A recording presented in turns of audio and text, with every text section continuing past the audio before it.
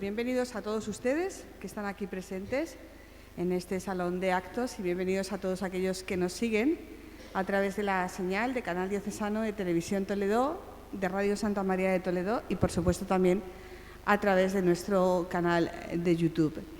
Comienza la segunda sesión de estas primeras jornadas organizadas por el Centro de Estudios de Teología Espiritual. Un centro de estudios que nació a propuesta de don Marcelo González Martín en la década de los 70 y que ahora el señor arzobispo de Toledo, don Francisco Cerro, ha querido retomar. El actual CETE continúa la labor de difusión e investigación en el ámbito de la teología espiritual mediante la organización de jornadas anuales, cursos para la obtención de 2 diplomas de especialista en teología espiritual y la publicación de otras obras de difusión e investigación. Vamos ya con la segunda sesión de este primer día de jornadas sobre teología espiritual. Cedo la palabra al vicepresidente del CT, Víctor Castaño. Muy buenas tardes, bienvenidos y gracias por el esfuerzo, porque prácticamente en pleno mes de julio a las 4 de la tarde es un esfuerzo estar aquí.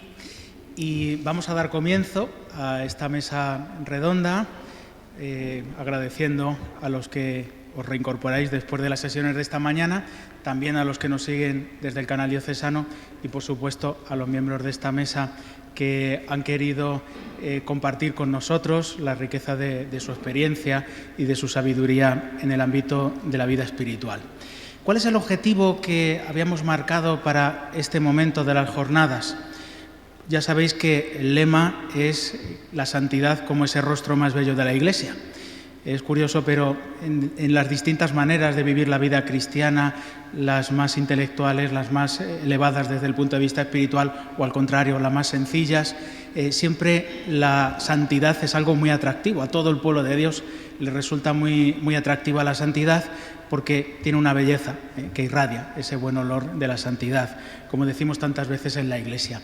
Y queríamos manifestar que esta llamada a la santidad es de todos. El Papa Francisco, siguiendo esa indicación del Concilio Vaticano II, nos ha recordado que los santos están cerca, en la puerta de al lado, y nos invita a descubrir a la Iglesia como una gran comunidad, un gran pueblo de Dios, donde las diversas vocaciones, cada uno en su perspectiva, en sus circunstancias concretas, se ayudan mutuamente, como un todo, en el camino de la santidad. Y para eso habíamos pensado que desde estas distintas perspectivas hemos tratado de representar todas estas perspectivas, la vida religiosa, el sacerdocio, el matrimonio, la vida laical, pudieran interactuar en una mesa redonda presentándonos cuál es su perspectiva. Voy a presentar a los ponentes. Tenemos entre nosotros, lleva con nosotros toda la mañana, Fray Nelson, religioso dominico, lo hemos presentado abundantemente esta mañana, por lo tanto, simplemente indicamos estos para los que se reincorporan con nosotros. Doctor en Teología Fundamental y, además, ponente habitual de jornadas, de sesiones, en su vocación de predicador, que realiza sobre todo en el ámbito de Internet, con muchos seguidores en sus canales. Y esta mañana nos ha estado también hablando del sacerdocio, de la vida consagrada como vocaciones llamadas a la santidad. Se incorpora a esta mesa don Jesús Higueras, también muy conocido, párroco de Santa María de Caná, en Pozuelo de Alarcón, parroquia muy conocida por ser una parroquia con afluencia de masas. Fue ordenado sacerdote en 1990 y antes que en Caná ejerció su ministerio en Colmenarejo y en Canillejas. Es licenciado en Teología Dogmática por la Universidad Eclesiástica de San Dámaso y desde hace más o menos 20 años es columnista semanal de la sección religiosa del diario ABC y desde hace 15 director del programa Palabra de Vida de 13TV. Y predica habitualmente ejercicios espirituales por España, Latinoamérica y es autor de numerosos libros. La madre Cristina Parejo es religiosa de la Compañía del Salvador. Abandonó la carrera de económicas en la Complutense para ingresar en el noviciado. Más tarde cursó Humanidades por la Universidad CEU San Pablo y apostólicamente, como es propio de su congregación, trabaja en el campo de la enseñanza. La mayor parte de su vida religiosa la ha pasado en el Colegio de Aravaca de su congregación hasta que hace 2 años fue trasladada a Lérida. Es autora de la biografía de la Madre Félix, la fundadora de su instituto, y miembro de la comisión histórica de su causa de canonización. Y finalmente contamos con un matrimonio también muy conocido, José Luis Gadea y Magui Gálvez, muy conocidos por ser los fundadores de Proyecto Amor Conyugal. Me han pedido expresamente que solo diga de ellos una cosa y lo voy a cumplir, que son un matrimonio que sintió la llamada de la Virgen a acompañar a otros matrimonios, mostrándoles desde la doctrina de San Juan Pablo II el camino de la santidad conyugal, y por eso están en esta mesa. Y están dedicados a tiempo completo a esta tarea. Y vamos a comenzar con la pregunta que da título a esta mesa redonda. Primero tendréis un momento donde todos los participantes iremos por orden interviniendo más o menos 10 minutos para que desde vuestra perspectiva, religioso, religiosa, sacerdote, párroco, matrimonio, ¿cómo percibís la complementariedad de las distintas vocaciones en vuestra llamada personal a la santidad? Y la podemos hacer en doble dirección, es decir, tanto lo que siento que me aportan esas otras vocaciones como lo que yo siento que aporta la mía. Así que tenéis la palabra. Si quieren empezamos por el Padre Nelson. Bueno, escuchando sobre la vocación particular de servicio de este querido matrimonio, pensaba en cómo la familia es la primera escuela de fe. Me acuerdo mucho el testimonio vocacional de un sacerdote muy conocido en su país, un país distinto del mío, y él decía, motivando a jóvenes a que consideraran la posibilidad de ser sacerdotes, él decía: yo no nací con esta vocación. De algún modo todas las vocaciones tienen su raíz en la familia, y por eso creo que escucharemos en su momento con inmenso agrado a este matrimonio, porque todos recibimos de la vocación matrimonial. Es muy interesante ver cómo hay una complementariedad entre lo masculino y lo femenino que hace tanto bien a los hijos dentro del contexto de la familia. Ese amor de continuidad que es tan propio de la mujer, que, como bien decía Aristóteles, ve a la criatura como una prolongación de ella misma, y luego el amor de discontinuidad que es propio del varón y que ayuda a situar a la nueva criatura, al bebé, luego infante, luego adolescente, ayuda a situarlo en el mundo. Yo creo que es absolutamente fundamental ese servicio a la fe que presenta la familia, y me parece en esa tónica de lo que tú dices que nosotros recibimos, pues evidentemente la vida religiosa se beneficia enormemente de las familias constituidas, creyentes, generosas, que son un testimonio muchas veces sin pretensiones, un testimonio cotidiano de aquellas virtudes que el Papa Pablo VI llamaba las virtudes domésticas, el evangelio de cada día, ese evangelio de aprender a pedir unas disculpas, a decir gracias, a pedir un permiso. En ese mismo tono nos habla el Papa Francisco. Entonces, la vida religiosa evidentemente se beneficia de eso, y la vida religiosa sufre cuando ese elemento familiar falta, ha estado gravemente incompleto. Me comentaba, por ejemplo, un sacerdote formador, me decía: es muy difícil para nuestros muchachos aprender algunos de los ritmos naturales, apenas naturales de esta casa de formación. Resulta difícil acostumbrarlos porque eso no vino de casa. Entonces, para mí es evidente todo lo que recibimos nosotros los religiosos de la vocación familiar. Tengo muy buenos recuerdos también de la vida diocesana. La parroquia en la que yo crecí fue una parroquia atendida por sacerdotes diocesanos, y ese sentir al cura de la parroquia casi como un miembro más también de la familia, miembro de mi familia y miembro de muchas familias. La generosidad, la entrega de aquel sacerdote, el padre Jaime Hoyos se llamaba en el caso mío allá en Bogotá. La generosidad del padre Jaime Hoyos es algo que nos marcó a muchísimos, a mí en particular, ver la honestidad, la sinceridad de este hombre. Recuerdo mucho en una homilía que él, como abriendo su corazón, decía: La gente me pregunta que qué siento al celebrar la misa, y yo les voy a contar, a veces no siento nada. La gente quedó así como un poco, pero era la honestidad, ¿no? La fe no todo el tiempo es sensación, no todo el tiempo es sentimiento. Eso por dar solo una perla de la honestidad de este hombre, cómo él se mostraba como un ser humano con miedos, con temores, con imperfecciones, pero a la vez con una generosidad y una capacidad de hacer presencia en tantos sitios. Dejó en mí una huella sacerdotal que trato de emular, trato de vivir en mi servicio a la gente.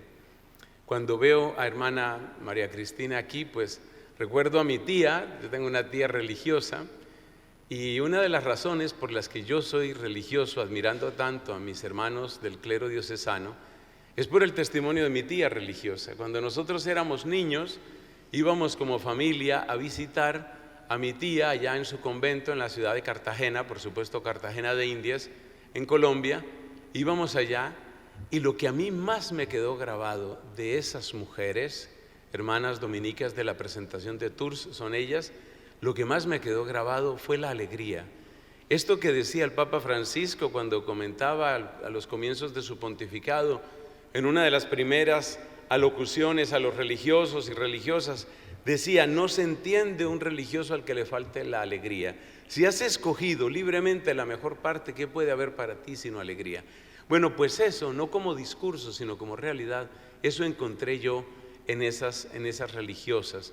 Entonces, definitivamente, yo veo cómo nosotros, los religiosos, pues somos fruto de todo eso que va sumando el párroco que tuviste, los religiosos o religiosas que conociste, las familias donde también ha llegado esa enseñanza, esa catequesis, muchas veces implícita, muchas veces humilde, en silencio. ¿Y qué podemos dar, o qué debemos, casi debo decir, qué debemos dar nosotros a las otras, a las distintas vocaciones? Pues yo creo que lo mejor es vivir el carisma con sencillez, con alegría y con espíritu de comunión eclesial.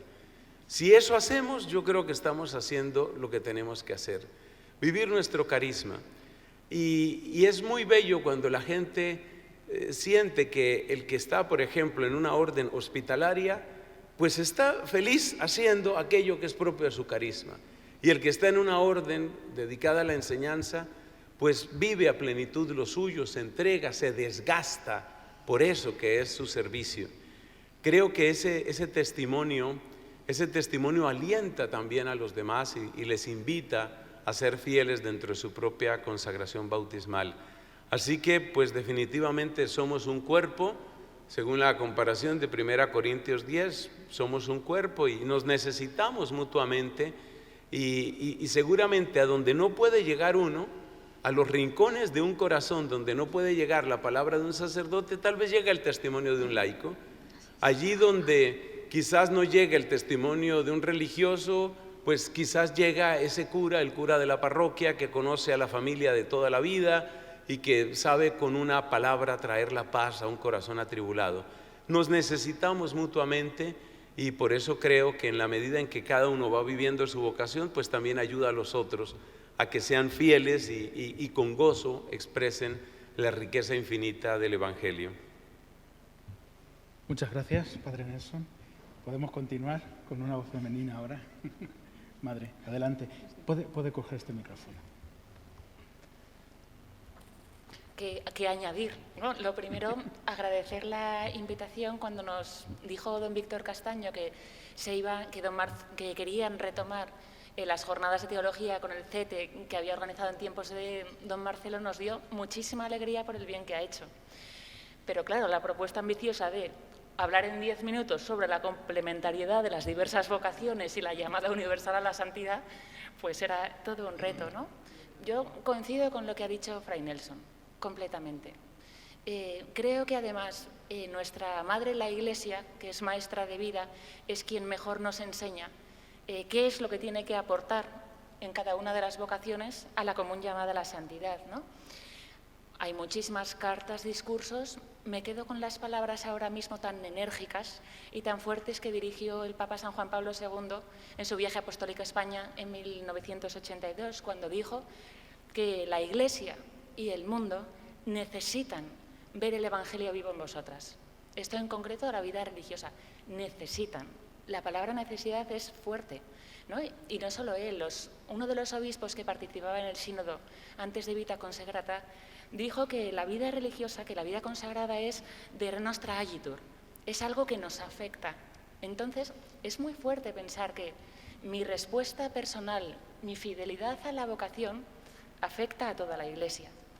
Y entonces, bueno, pues hay una primera conclusión que es muy clara, que seremos más complementarios en la medida en que vivamos con fidelidad nuestra propia vocación, ¿no? Entonces, el Papa Francisco, citando a Benedicto XVI, decía que ante una persona consagrada que vive plenamente su vida, la gente se pregunta, ¿qué pasa aquí? ¿Qué lleva a estas personas más allá del horizonte humano? Y esto no es teoría, yo os lo puedo decir con un testimonio muy fácil. Cada vez que estoy en el colegio rodeada de adolescentes por todas partes, saco este teléfono móvil y más de uno se pregunta, ¿qué pasa aquí? ¿Qué lleva a estas mujeres a estar más allá del horizonte humano, ¿no? O sea, que la eficacia de la complementariedad pasa por vivir en plenitud mi vocación consagrada y vivirla de forma real. En concreto, pues ahora mismo yo, como religiosa de la Compañía del Salvador, destinada en el Col·legi Mater Salvatoris de Lleida, a pesar de ser de Madrid, ¿no? Y de lo que se trata es de ser lo que somos. ¿Y qué somos? Somos religiosas, consagradas y no otra cosa. Es decir, mujeres para las que Jesucristo es el centro de nuestra vida, que es la razón de nuestra existencia, ¿no? Don Víctor me decía, dice, madre, que sea algo, en la medida en que se pueda, testimonial, experiencial, ¿no? Entonces os cuento una anécdota de hace 25 años. Yo volvía de hacer el mes de ejercicios con el padre Mendizábal y llegaba el fatídico momento de decir que entraba en el noviciado. Después de decirlo, con el ambiente de tragedia común, me llega mi hermano Juan y me dice, Cristina, ven, ven. Yo es que como hermano mayor me veo en la obligación de decirte una cosa. Todavía eres joven, todavía puedes encontrar un hombre que te quiera, ¿no? Y entonces, esto me ha hecho pensar muchas veces, dices, mal vamos si en nuestra vida no se nos ve profundamente enamoradas de Jesucristo. Porque esto es lo que somos, ¿no? Podemos acudir, y lo vemos con el lenguaje apasionado de Juan Pablo II, con la profundidad teológica y la entrañable sencillez del Papa Benedicto, con el grafismo característico del Papa Francisco que nos repite una y otra vez que no podemos ser solteronas con cara de pepinillos en vinagre, ¿no? Pero es verdad, la alegría del testimonio de nuestra vida consagrada es fundamental. La Madre Félix, nuestra fundadora, nos decía muchas veces, yo he tenido el privilegio, el regalo de poder vivir con ella los últimos años de su vida. Y nos decía, dices, mira, es que es tan necesaria la alegría para nosotras como el agua al pez. Tendríamos que hacer, además del voto de castidad, de pobreza, de obediencia, en nuestro caso de especial obediencia al Papa, tendríamos que hacer un voto de alegría, ¿no? Porque es verdad. Porque si verdaderamente la vivencia del amor de Cristo que me envuelve me tiene que llevar a experimentar una alegría, porque es un amor con el que no me atrevería ni a soñar, ¿no? Y nuestra vida es una mezcla de barro y gracia, y está muy clara qué parte del trato es lo que ponemos nosotras, pero somos infinitamente amados a servirle y a seguirle con un amor esponsal. Todos los que estamos aquí, por el hecho de ser bautizados, tenemos que amar al Señor con todo el corazón, con toda el alma y con todas las fuerzas. Pero nosotros hemos recibido el regalo inmerecido de ser rodeados y envueltos en un amor esponsal que nos lo exige sencillamente todo. Y de ahí tiene que brotar pues toda nuestra vida y toda nuestra actividad apostólica, ¿no? Nosotros no somos grandes profesionales de la enseñanza, ni maestros, ni profesores, ni pedagogos, ni muchísimo menos gestores de instituciones de carácter internacional con presencia educativa en muchos países. Nosotros somos esposas de Cristo que en unión con Él le servimos y queremos entregar la vida en su servicio. No sé si con esto es suficiente y si no, pasamos la vez. Sobradamente y muchas gracias. Vamos con don Jesús. Tengo que decir que estoy admirado de vuestra velocidad, porque yo contaba con 10 minutos, te has tardado 6, te has tardado 5, y yo que tengo fama, me decía una vez una señora en la parroquia, don Jesús, usted me gusta mucho porque usted es muy cortito. cortito de aquí. Me dice, no, cortito de tiempo, porque efectivamente es fama de eso de los 3 minutos, palabra de todas esas cosas, ¿no? A ver, yo creo que estamos todos de acuerdo en que el cuerpo de Cristo es un cuerpo orgánico, que sin corazón, sin pulmones, sin cerebro, y que todos somos tan necesarios. Yo no concibo ninguna vocación. Por ejemplo, yo la santidad la he visto primero en mis padres, que llevan 65 años casados, y después de 65 años, que mi madre, la pobrecita, está con una demencia, un Alzheimer muy fuerte, solo conoce a mi padre. Bueno, y cuando le ponemos un YouTube de Franco dice que bien está el caudillo, pero vamos, fuera de esas cosas, es lo único que se acuerda. Digo, mamá, parece mentira que no te acuerdes de mí y que te acuerdas de Franco, ¿no? Pero bueno, es lo que hay, ¿no? Y bueno, pues, pero es muy bonito como cuando ya incluso lo pierdes todo, te queda el amor esponsalicio.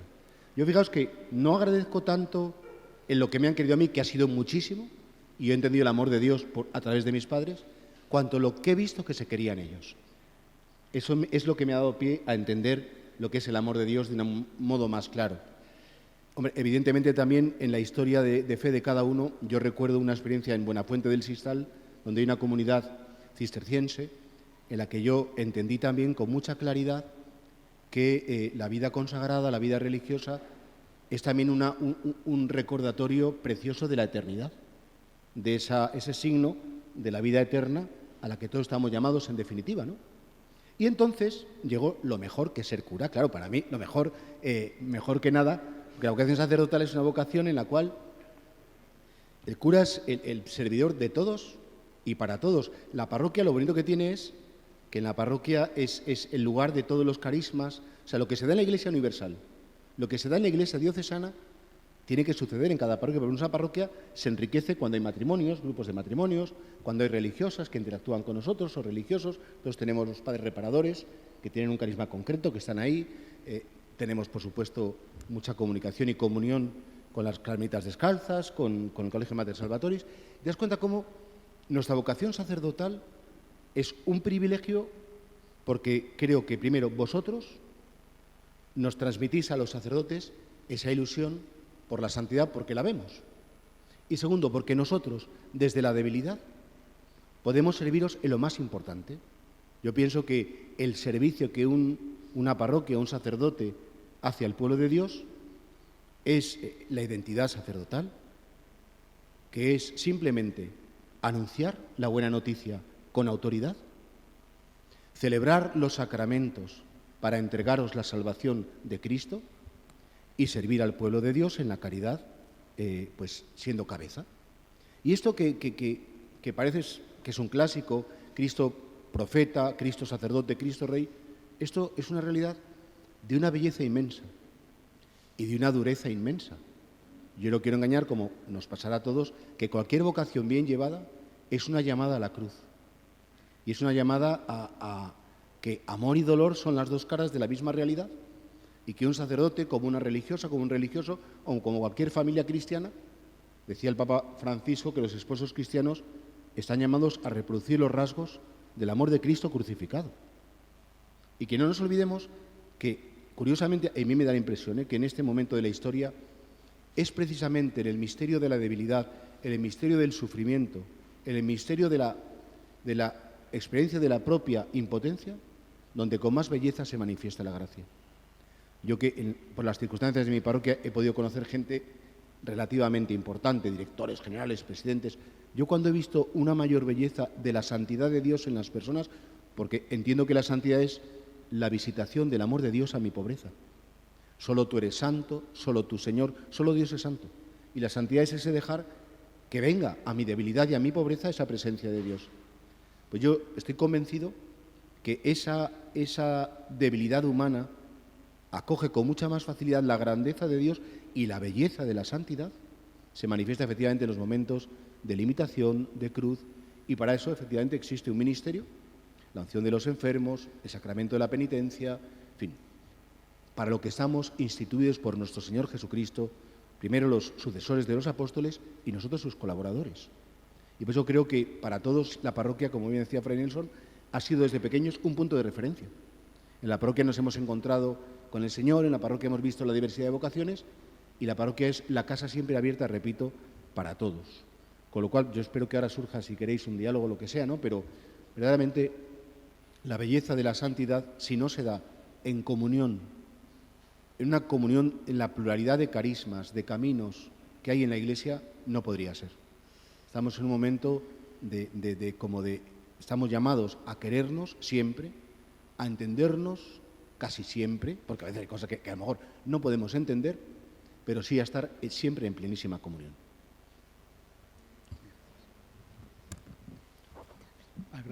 Coincido plenamente con el Padre Jesús en que las respuestas están siendo muy buenas, pero muy breves. Los 10 minutos no son para los dos, sino que cada uno tenéis 10 minutos si queréis. Bueno, muy bien, muchas gracias. Me ha quitado el chiste porque voy a empezar por ahí diciendo como somos dos. Bien, yo recuerdo algo que decía en un libro que se llama Llamados al Amor, que a mí me pareció muy potente, de Carl Anderson y José Granados, que ponía el ejemplo de una orquesta, ¿no? Entonces dice, Dios ha creado una sinfonía maravillosa. Todos sabemos lo que ocurre cuando oímos una música de estas que te llega al corazón. Y es casi transformante, ¿verdad? Pues Dios ha creado una música, una sinfonía que a todos es capaz de transformarnos, llegarnos al corazón. Él es el creador de la sinfonía, Él es el compositor. Y hay un director de orquesta que es Jesucristo, que es el que marca los tiempos, el que nos dice en qué momento interviene cada uno. Hay un Espíritu Santo también ahí. A nosotros nos ha dado una partitura y un instrumento. Entonces, un poco abundando en lo que ya decían ellos, nos toca a cada uno coger nuestra partitura y nuestro instrumento. ¿Qué es lo que ha ocurrido? ¿Qué es lo que ocurre en el mundo? Pues que el hombre decide qué instrumento quiere coger y qué música le apetece tocar. Entonces, esto que tendría que sonar a sinfonía maravillosa se convierte en un ruido estrepitoso, porque alguien le ha dado por levantarse del violín, irse a tocar los tambores una samba, ¿no? Y el otro, pues se ha levantado del piano y se ha ido a tocar los platillos. Entonces, claro, el ruido que hay aquí es tremendo, ¿no? En la medida en la que cada uno nos sentemos en nuestro sitio, cojamos nuestro instrumento, en mi caso es mi esposa, y toquemos nuestra partitura, en mi caso la vocación matrimonial, aquello empieza a sonar. Y cuando aquello empieza a sonar bien, atrae a la gente, ¿no?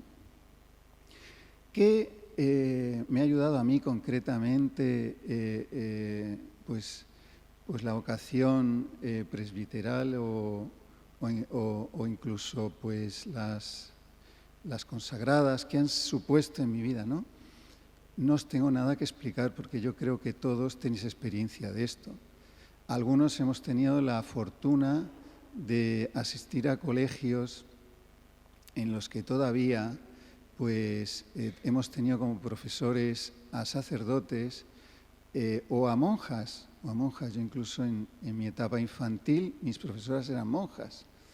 Y claro, bueno, pues lo que nos han instruido, lo que nos han ayudado a lo largo de nuestra vida, pues es indecible, ¿no? Ayer celebrábamos el 25 aniversario, las bodas de plata del sacerdocio de nuestro querido amigo que tanto nos ayuda, Miguel Garrigós, padre Miguel Garrigós, y yo lo estaba mirando y decía, ¡qué canal de gracia! 25 años, un canal de gracia, chutando ahí gracia, ¿no? Con confesiones, con eucaristías, con acompañamientos espirituales, ¿no? De los que yo mismo me he favorecido. Entonces, ¿qué decir, no? ¿Qué decir? Pero, por contar una anécdota, o sea, realmente a mí hay sacerdotes que me han cambiado mi vida para siempre y que además me han ayudado en mi vida matrimonial y familiar. Os voy a poner un ejemplo. Bueno, yo tengo una virtud muy bonita, que es la de la austeridad, ¿vale? Y Magui tiene otra virtud muy bonita, que es la de la generosidad. Entonces, bueno, cuando nos juntamos la generosidad y la austeridad, pues aquello empieza un poco a no encajar muy bien, ¿no? ¿Y qué es lo que ocurre? Pues que yo quería convertir a Magui en una austera como yo. Y como no lo conseguía, pues yo iba como cada vez volviéndome, entre comillas, más austero, porque como ella cada vez era más generosa, ¿sabéis, no? Y cada vez gastaba más, pues yo cada vez luchaba para gastar menos. ¿Qué es lo que...? Y entonces cada uno se iba radicalizando en su posición y esto iba generando muchos problemas entre nosotros. Una de las cosas que me ayudó, bueno, tengo una experiencia también con Magui, pero en este caso fue con el tema de compartir nuestros bienes con otros, ¿no? Recuerdo que era el primer día de una cuaresma, me confesé con mi director espiritual de entonces y me dice: José Luis,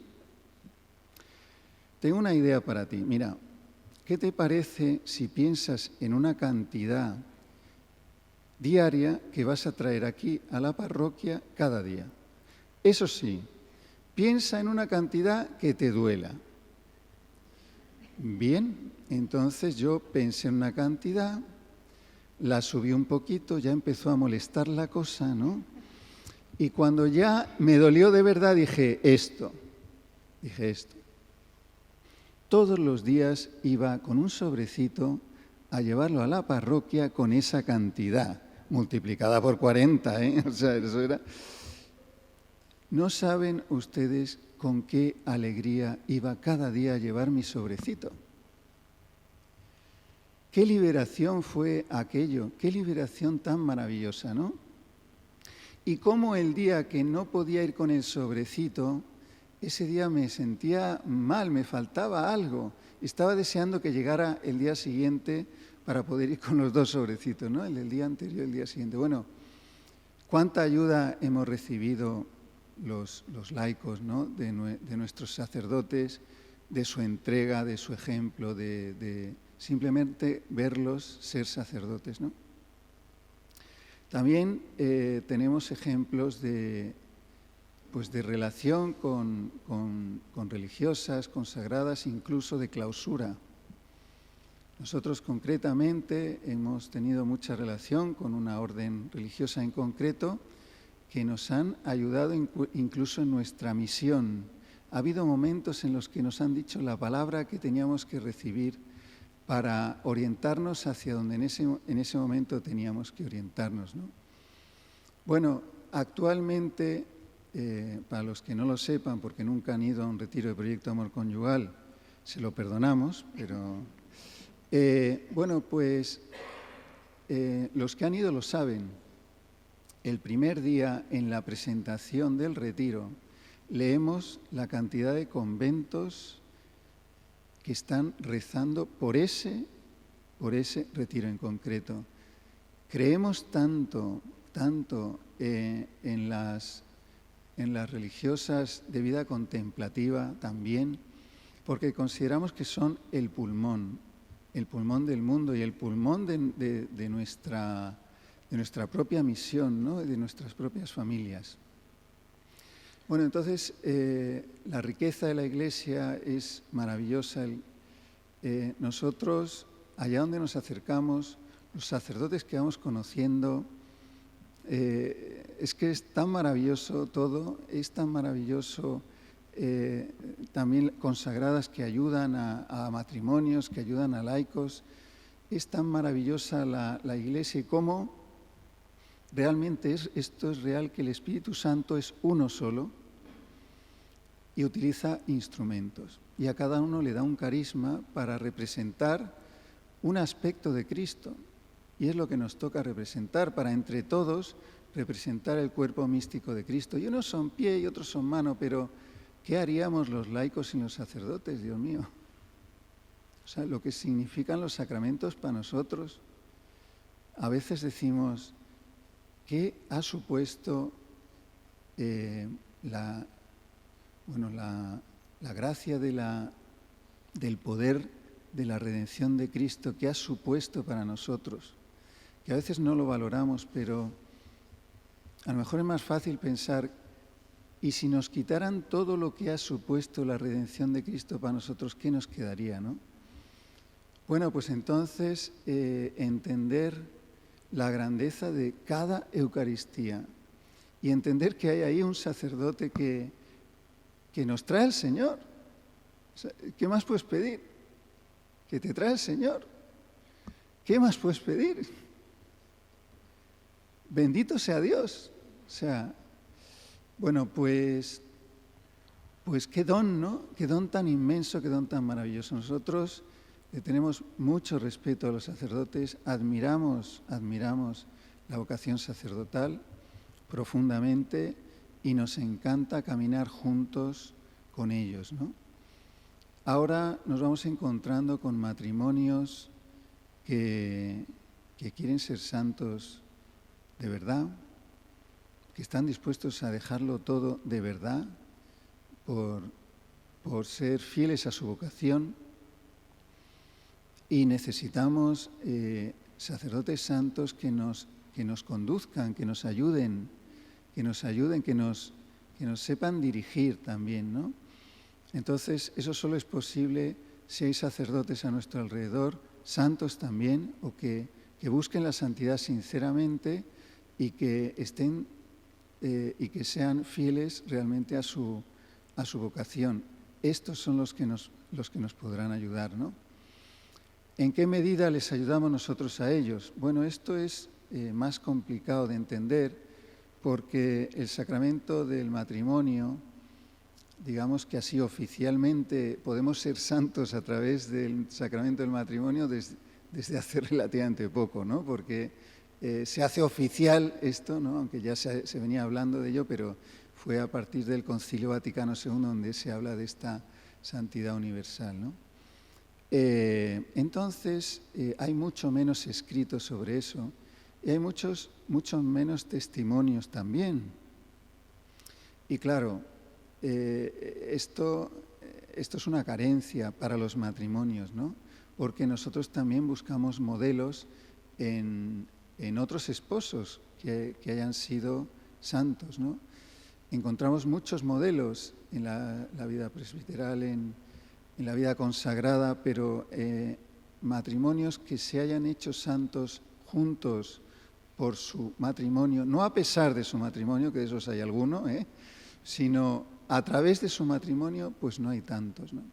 Entonces, bueno, es un camino que yo creo que nos toca un poco a los matrimonios de ahora, que nos toca recorrer y con la ayuda de Dios, ¿no? Pues ser algún día, y esto es yo creo que es, bueno, pues una responsabilidad enorme, ¿no? Ser algún día testimonio para tantos matrimonios que vienen detrás y necesitan testimonios concretos de matrimonios que han dejado que el Espíritu Santo les una, que el Espíritu Santo les haga uno. En medio del mundo, sin ser del mundo, qué difícil es esto. Estar en medio del mundo sin ser del mundo, qué difícil es esto. En nuestros trabajos, en este ambiente que hay, ¿no? Pero el Espíritu Santo lo sabe hacer. Entonces, solo pedimos y le pedimos al Señor, ¿no? Pues que seamos dóciles a Él y que a pesar de las circunstancias y las dificultades que vivimos, pues sea Él sea el Espíritu Santo quien nos mueva y que no le pongamos, como nos dijo nuestro obispo cuando arrancamos esta misión, que no le pongamos impedimentos al Espíritu Santo, ¿no? El Espíritu Santo sabe hacer esto, sabe hacernos uno, es lo que Él sabe hacer y de qué manera, ¿no? Muchas gracias, José Luis. Vamos a recordar el teléfono, el número de WhatsApp al que podéis dirigir vuestras preguntas. Manuel las está recogiendo ahí y a través de él las podéis ir dirigiendo a los ponentes. Adelante. Bueno, pues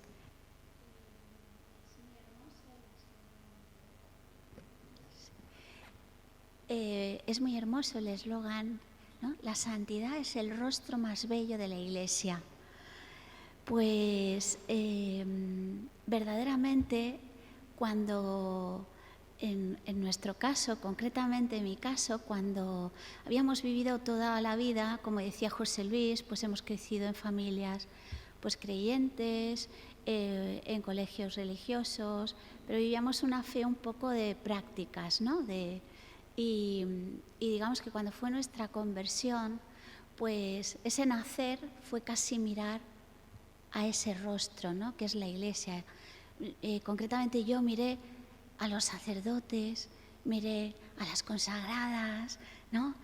Tuvimos la bendición de que Dios puso en nuestro camino las carmelitas descalzas, que para nosotros ha sido muy importante. Entonces, qué importante es esa presencia, ¿no? Yo lo definiría un poco como todo nuestro recorrido, y sigue siendo así, como San Juan, ¿no? Cuando le anuncian que Jesucristo había resucitado, y entonces él iba corriendo a prisa, ¿no? Al sepulcro, pero se paró y esperó a Pedro. Para nosotros es ese el sacerdote, nuestro obispo, los obispos de cada diócesis, ya que hemos sido llamados a ser casi misioneros, ¿no? Ir de diócesis en diócesis, pues qué importante para nosotros, qué respeto cada obispo, que es el pastor y el que tiene esa palabra, ¿no? Nosotros nos ha gustado pues ir a prisa, anunciar la buena noticia, pero siempre pararnos como San Juan, ¿no? Y entonces pues me parecía muy importante esta frase, porque es verdad que Jesucristo ya anunció la santidad. Y lo anunció de una manera muy sencilla, que era con las bienaventuranzas, ¿verdad?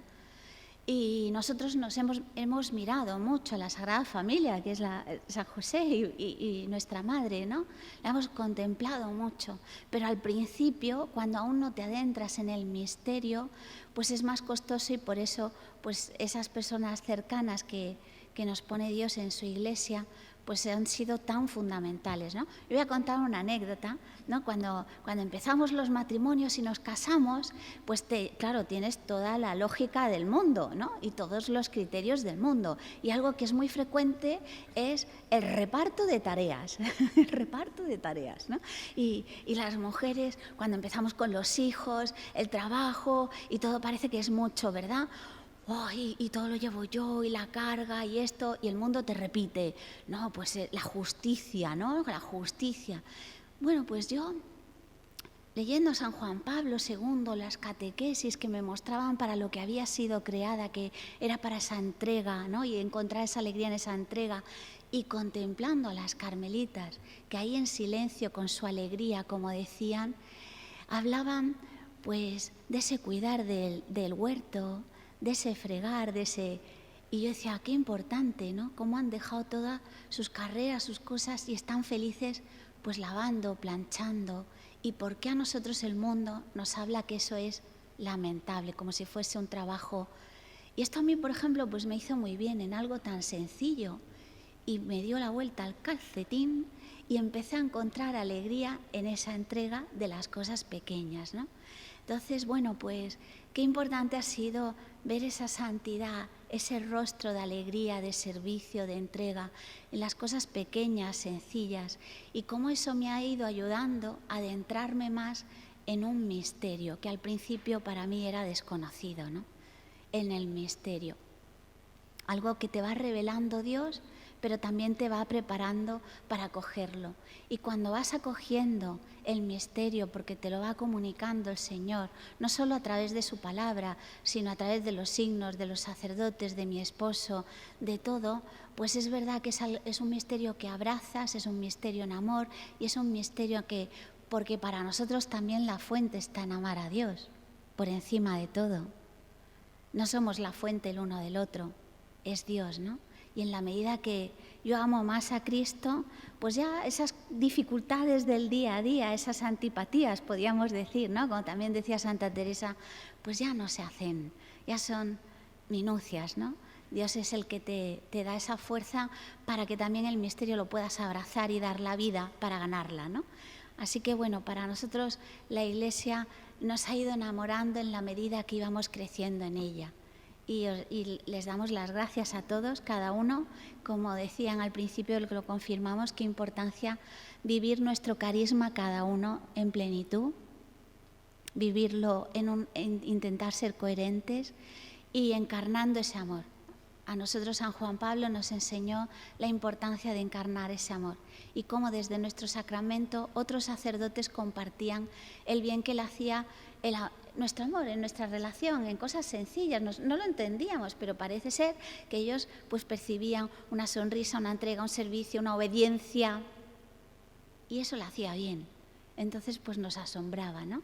Así que bueno, damos muchas gracias por esta complementariedad de Dios y a cada uno pues por su sí en su vocación, en su llamada al amor.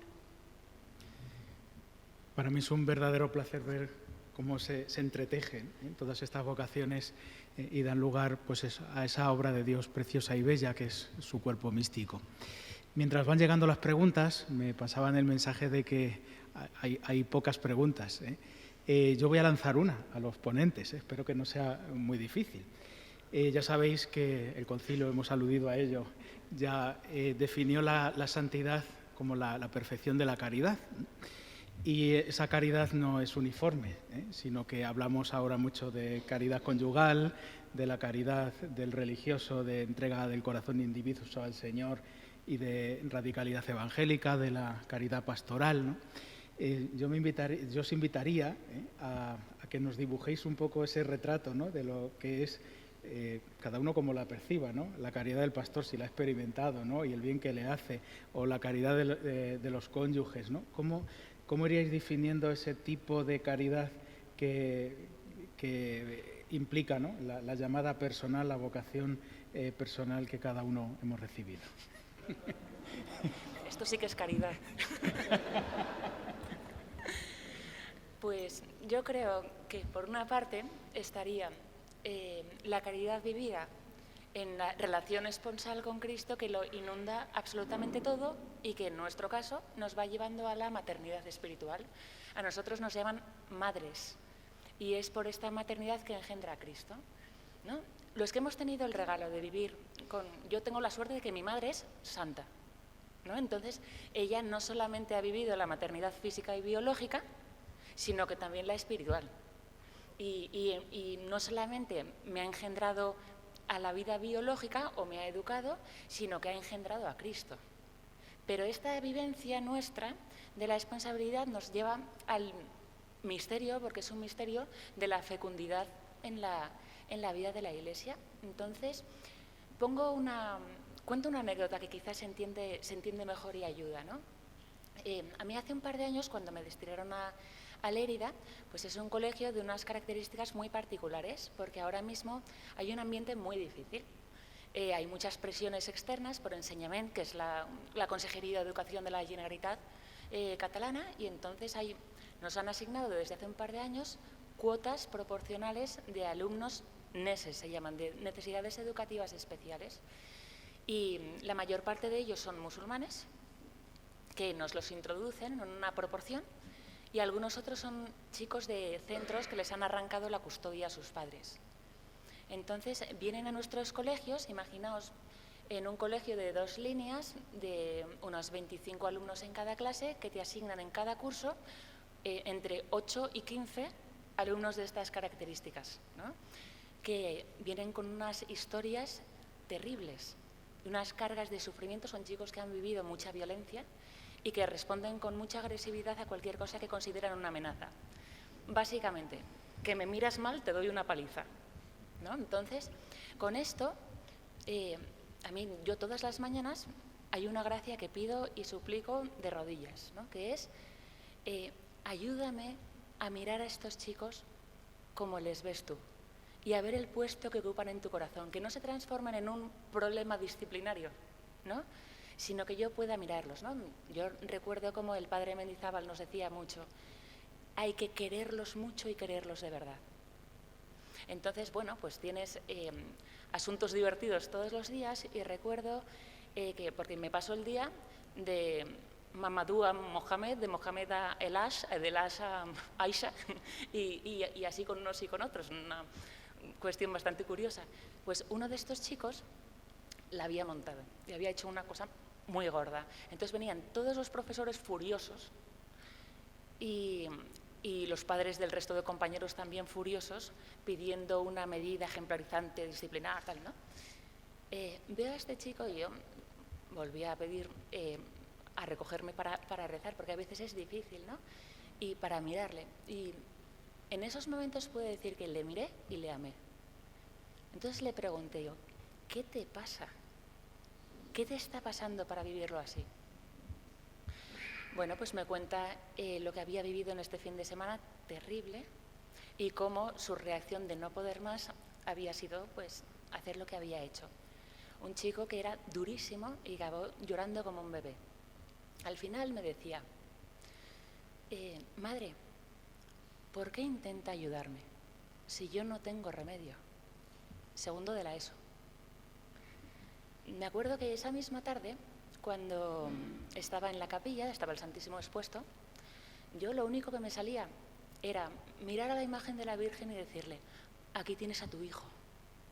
Abrir el corazón al Señor y mostrárselo, ¿no? Entonces pensaba, esto que es el compartir con Jesucristo los sentimientos de su corazón, porque lo que yo pude percibir es que de alguna manera el Señor me dice, al menos tú, ámale. Y eso es nuestra vocación, que yo, con mis pobrezas o con mi miseria y con mis pecados, que son muchos, a pesar de eso, pueda el Señor amar a través de mí. Y a través de esa entrega, pues con todas las fragilidades del mundo, que el Señor pueda ir haciendo su obra y que el Señor cada vez sea más conocido y amado, ¿no? Y esto, pues de una forma sencilla y normal en el día a día, ¿no? Es fundamental el saber que nosotros no somos freelance y que actuamos en nombre de la Iglesia. La vida consagrada no tiene ningún sentido fuera de la Iglesia. Y hay que hablar de Iglesia jerárquica y real. La Iglesia es mi párroco, mi superiora, mi obispo, ¿no? Al cual yo tengo que amar profundamente. Nosotras, como hijas de San Ignacio, queremos destacar y señalarnos en nuestro sentir en la Iglesia, amar profundísimamente a la Iglesia y servir en su nombre, ¿no? Y esto implica el decir que es que yo no hago la guerra por mi cuenta y entonces aprecio y amo profundamente todas las vocaciones en la Iglesia, desde la vocación matrimonial hasta cualquier otra. Yo tengo la suerte de que soy la monja número 13 de mi familia, ¿no? Porque la Madre de Maravillas era muy amiga de las hermanas de mi abuelo y arrastró un montón de ellas al Carmelo, ¿no? Y hemos visto esto en una familia donde nos escribía mi abuelo y nos decía, a mí lo único que me importa es que seáis santos, ¿no?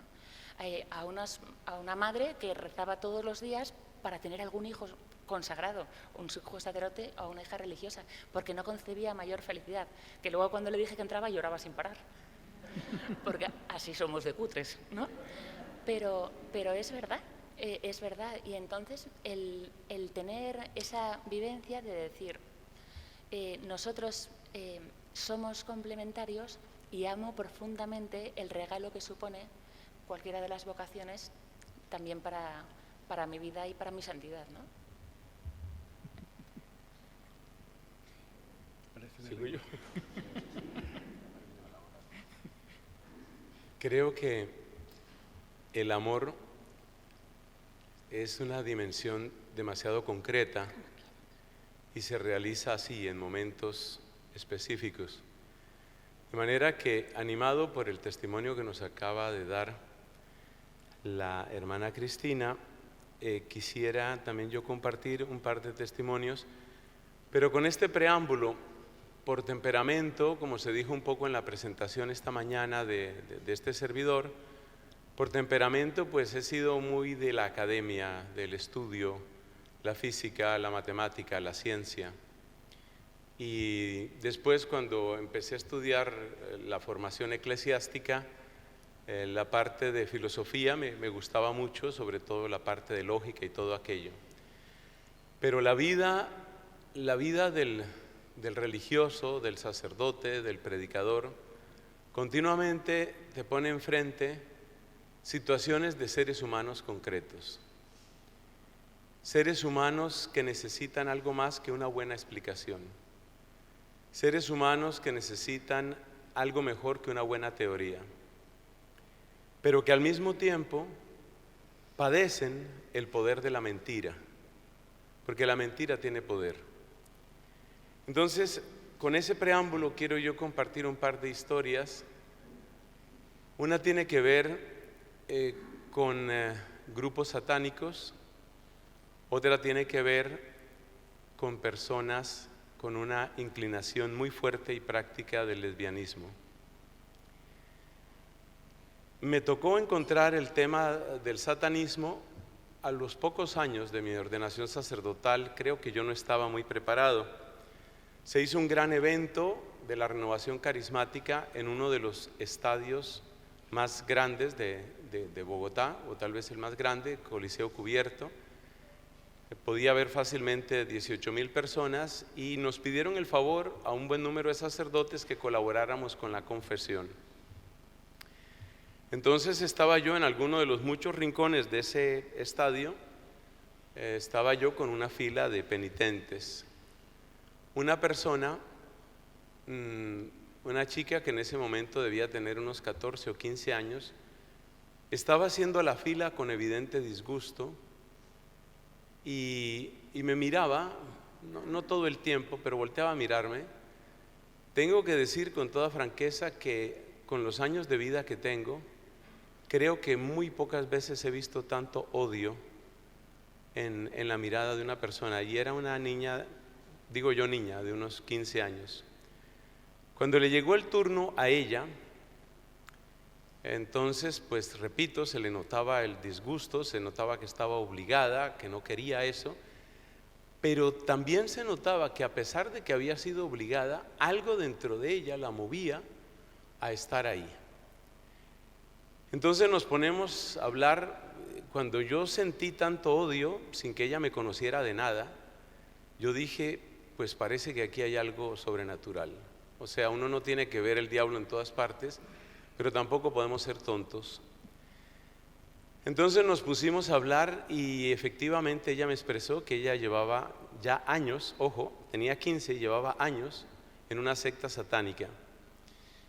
Una secta que realizaba, probablemente sigue realizando, sacrificios de distintas clases, incluyendo sacrificios humanos.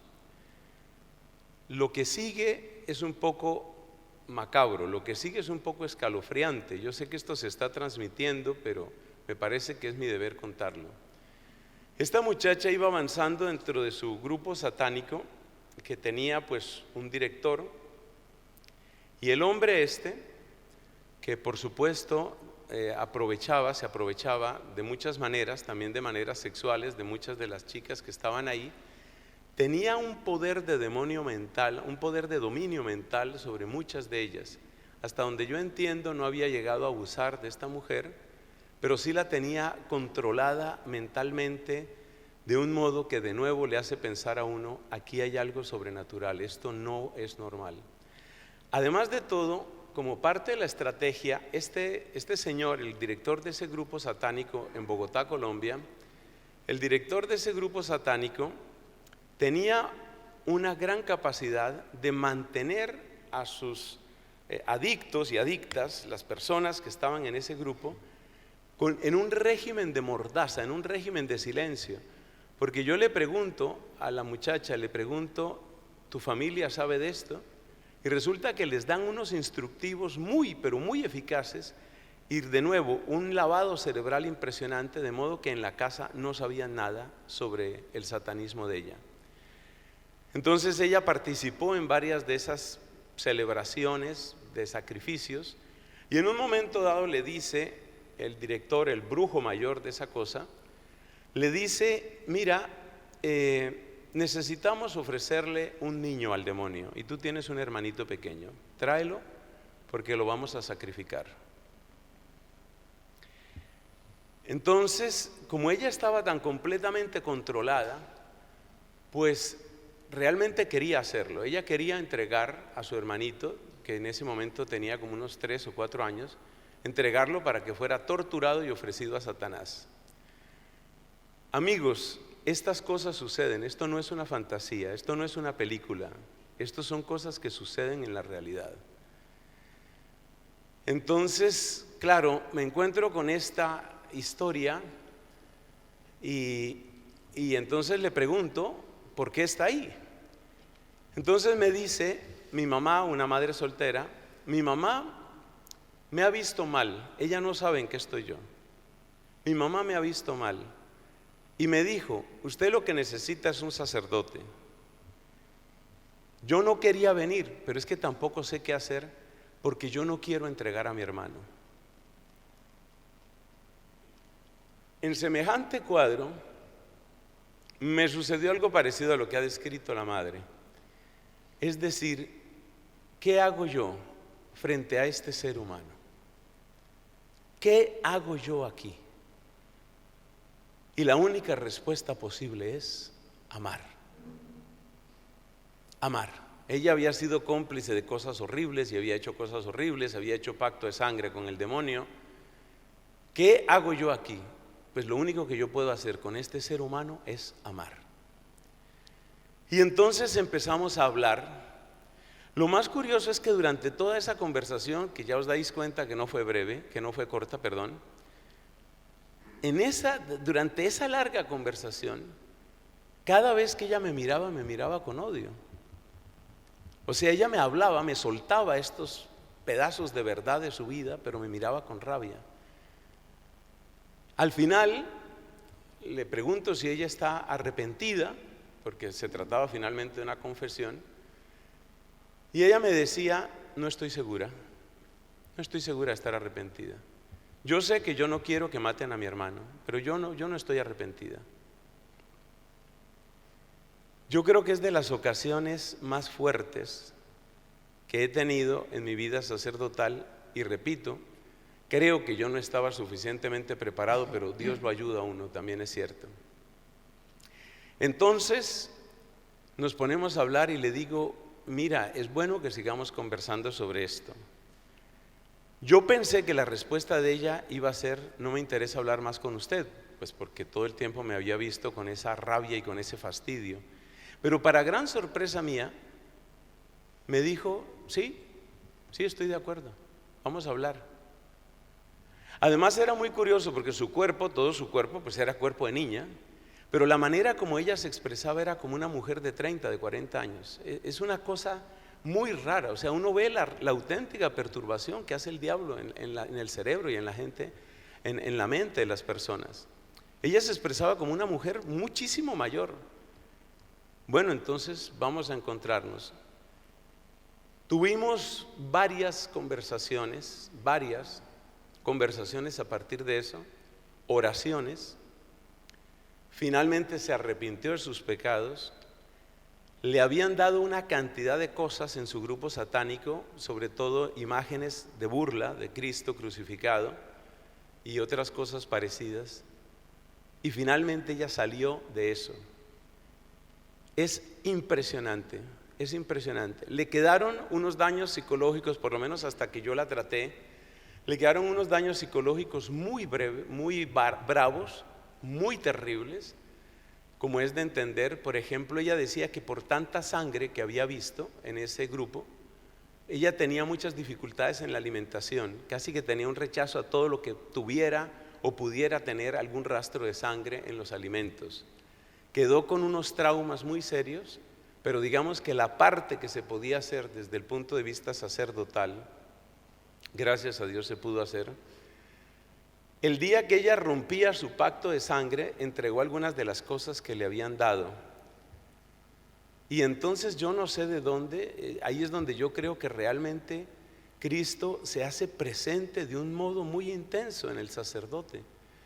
Porque yo no sé de dónde me salía una fuerza, que no era yo, una fuerza tan grande para hablarle, no solo hablarle con autoridad o con claridad, sino también con una, ¿qué se diría? Como con una valentía. Entonces ella me pasó, por ejemplo, uno de esos cristos de burla, uno de esos crucifijos de burla que les dan, y a mí me dio tanta ira que le hicieran eso a Cristo, que entonces yo partí eso que ella me dio, que estaba hecho un material durísimo, una pasta durísima. Cuando yo lo partí, pues me corté, o sea, me salió sangre de las manos. Esta mujer se escandalizó y entonces dijo, pero ese fue el dedo donde yo me corté cuando yo hice mi pacto con el diablo. Ese fue el dedo que yo me corté. Y entonces yo le dije, pues yo me he cortado por esta pasta. Yo no me he cortado por ningún demonio ni tengo miedo al diablo, y Cristo es más grande. Entonces cuando ella ve que yo estaba pues chorreando sangre, tampoco era cosa del otro mundo, que yo estaba chorreando sangre, pero yo no estaba asustado, empieza a mirarme. Esa fue la primera vez que le cambió la mirada. Empieza a mirarme ya no con rabia, sino con extrañeza, y a lo último con admiración. Entonces Cristo es más grande. Me hacen el favor de darle un aplauso a Cristo.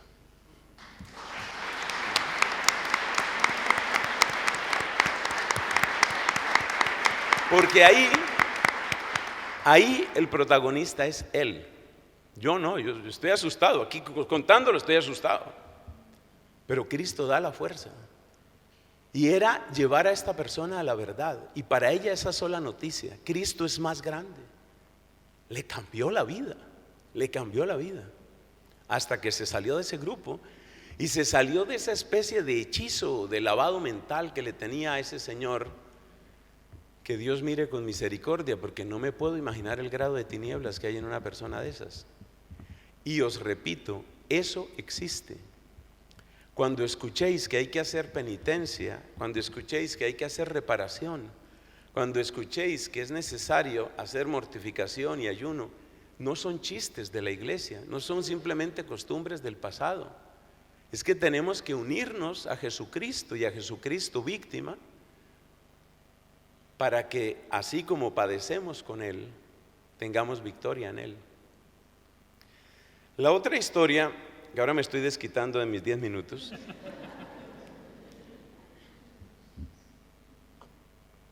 La otra historia tiene que ver con este tema de género y con este tema homosexual, que es un tema siempre muy difícil de tratar hoy.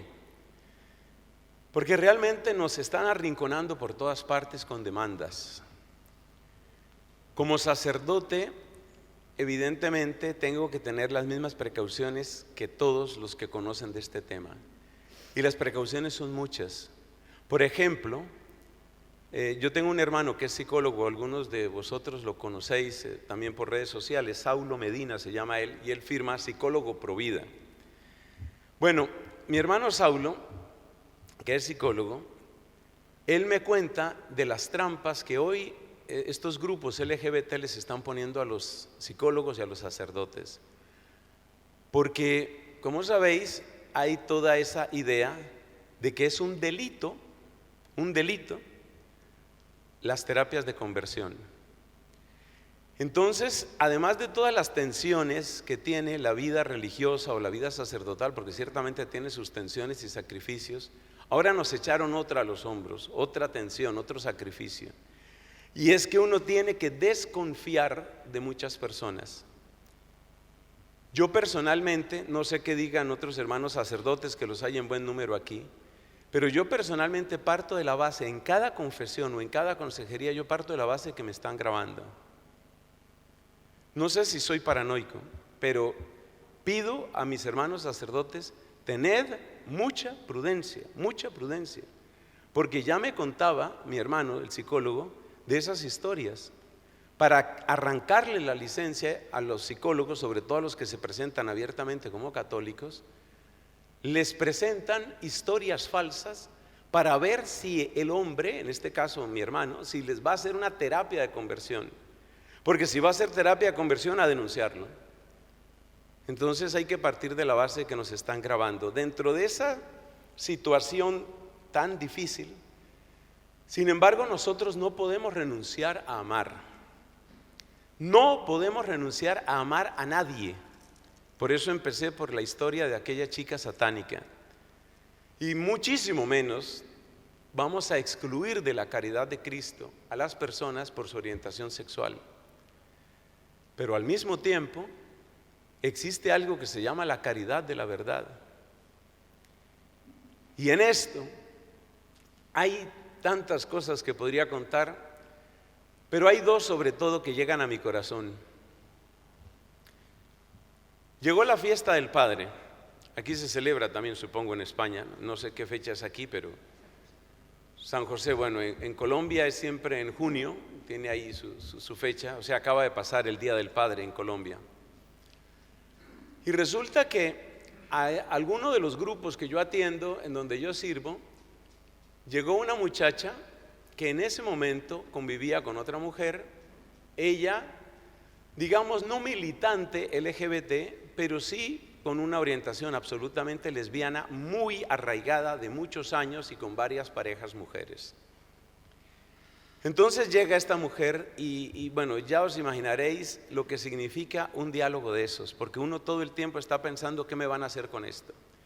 Pero al mismo tiempo yo no puedo dejar de amar, y yo no puedo dejar de servir, y yo no voy a dejar de escuchar a esta persona, y yo no voy a dejar de hacer algún bien a esta persona hasta donde yo pueda. Entonces lo que yo he hecho es, en esos casos lo que yo he hecho es comentarle a la persona con mucha suavidad, con mucha caridad y con infinito respeto: mira, yo soy sacerdote católico, tú sabes a quién te estás acercando, soy sacerdote católico y yo sigo lo que enseña la Iglesia Católica con respecto a la orientación sexual y concretamente con respecto a la orientación homosexual. O sea, que la persona sepa qué atenerse y por qué lo dice uno. Tuvimos varios diálogos con esta mujer y yo realmente sentía que estaba perdiendo el tiempo, porque detrás de la inmensa mayoría, en mi caso podría decir todas, detrás de todas las historias de estas personas hay unas fracturas familiares, hay unas carencias afectivas, singularmente carencias afectivas paternas, muy, muy serias. Entonces, bueno, yo más bien lo que hacía era como escucharla, pero en los momentos más difíciles de la vida de esta mujer, es decir, cuando ella estaba realmente asumiendo su ser femenino, porque ya le había llegado su desarrollo y todo aquello, ella no tenía papá, ella no tenía mamá. ¿Por qué no tenía mamá? Porque la mamá estaba tan ardida, estaba tan fastidiada, tan a disgusto por la infidelidad del que fue su esposo, que ella también buscó sus propias aventuras. O sea que los hijos quedaron totalmente desprotegidos. El papá abandonó el hogar y la mamá pues estaba reivindicándose o vengándose, consiguiendo parejas. Los hijos abandonados, y así esta mujer encontró refugio en un grupo de amigas que tenían esa orientación y bueno, por eso resultó ella en esto. Entonces yo sentía que estaba perdiendo el tiempo, yo sentía que no había mucho que hacer ahí, pero tampoco la iba a rechazar. Entonces es escuchar, es hablar, es comentar y es orar. Por favor, que no se nos olvide esto. Lo que dijo esta madre querida es que hay que orar, es que no somos nosotros, es que lo que la gente necesita no es a Nelson ni a Cristina, la gente necesita a Cristo lo necesita, sea que lo reconozcan o no, sea que lo conozcan o no, necesitan a Jesucristo. Así estaban las cosas. Después de un tiempo, entonces ella comentó, tenemos amigas y amigos en común, ella comentó que había dejado su pareja. Entonces estaba viviendo sola, vamos a decir, sin que uno se hiciera muchas ilusiones. En ese contexto llega el Día del Padre. Aparece esta mujer en mi convento. Mira, te he traído este regalo. Gracias. Pues no es tan raro, por lo menos en mi país, que a nosotros los sacerdotes también nos den saludos el Día del Padre. Tú eres un padre espiritual y tal. Bueno, gracias por el regalo que me traes. Nos saludamos siempre con mucho cariño y siempre con mucho respeto. La saludo, le doy un abrazo sin ningún problema. Y entonces me dice: ¿qué edad tendría esta mujer en ese momento? Digamos 30 años, una cosa así. Tengo 30 años, nunca le he dado ningún regalo a ningún hombre. Usted es el primer hombre al que le puedo dar un regalo. Yo pensé que yo estaba perdiendo el tiempo, pero esos diálogos, parece que algo estaban haciendo en ella. Hoy, esta es una mujer, volvimos a hablar esta semana, y ella sigue pegada de Dios. Le salió un trabajo en otra ciudad y me contaba, lo primero que he hecho es averiguar el horario de misas. Ya sé dónde hay adoración en este sitio. Ella no se siente heterosexual. Ella no está esperando que aparezca un hombre a rescatarla. Pero hay una cosa que tiene clara, y es, yo no quiero obrar como no le gusta a Dios. Yo quiero hacer lo que le gusta a Dios. Y si voy a permanecer sola, permaneceré sola. Pero yo no quiero tener otra pareja mujer. Y ya veis, está buscando la Eucaristía, está buscando la adoración, está buscando la confesión, ahí va en su camino. Sé que su lucha, como la de tantas personas, es una lucha ardua. Pero estoy convencido de una cosa, que Cristo la ama con locura y que hay que dar amor y dar verdad. Me gusta el dueto caridad y claridad. No puede faltar la caridad a costa de presentar una doctrina fría y una moral que sea solo rigor, pero tampoco puede faltar la caridad. No puede faltar la caridad porque haya claridad, pero tampoco puede faltar la claridad a costa de una supuesta misericordia. Porque si hay algo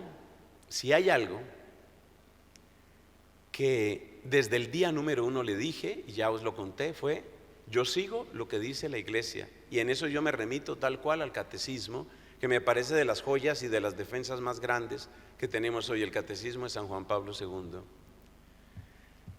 Para mí esas son experiencias de amor. Para mí eso es lo que significa tratar de servir, en este caso a una persona satánica y a una persona con este tipo de vida y de orientación.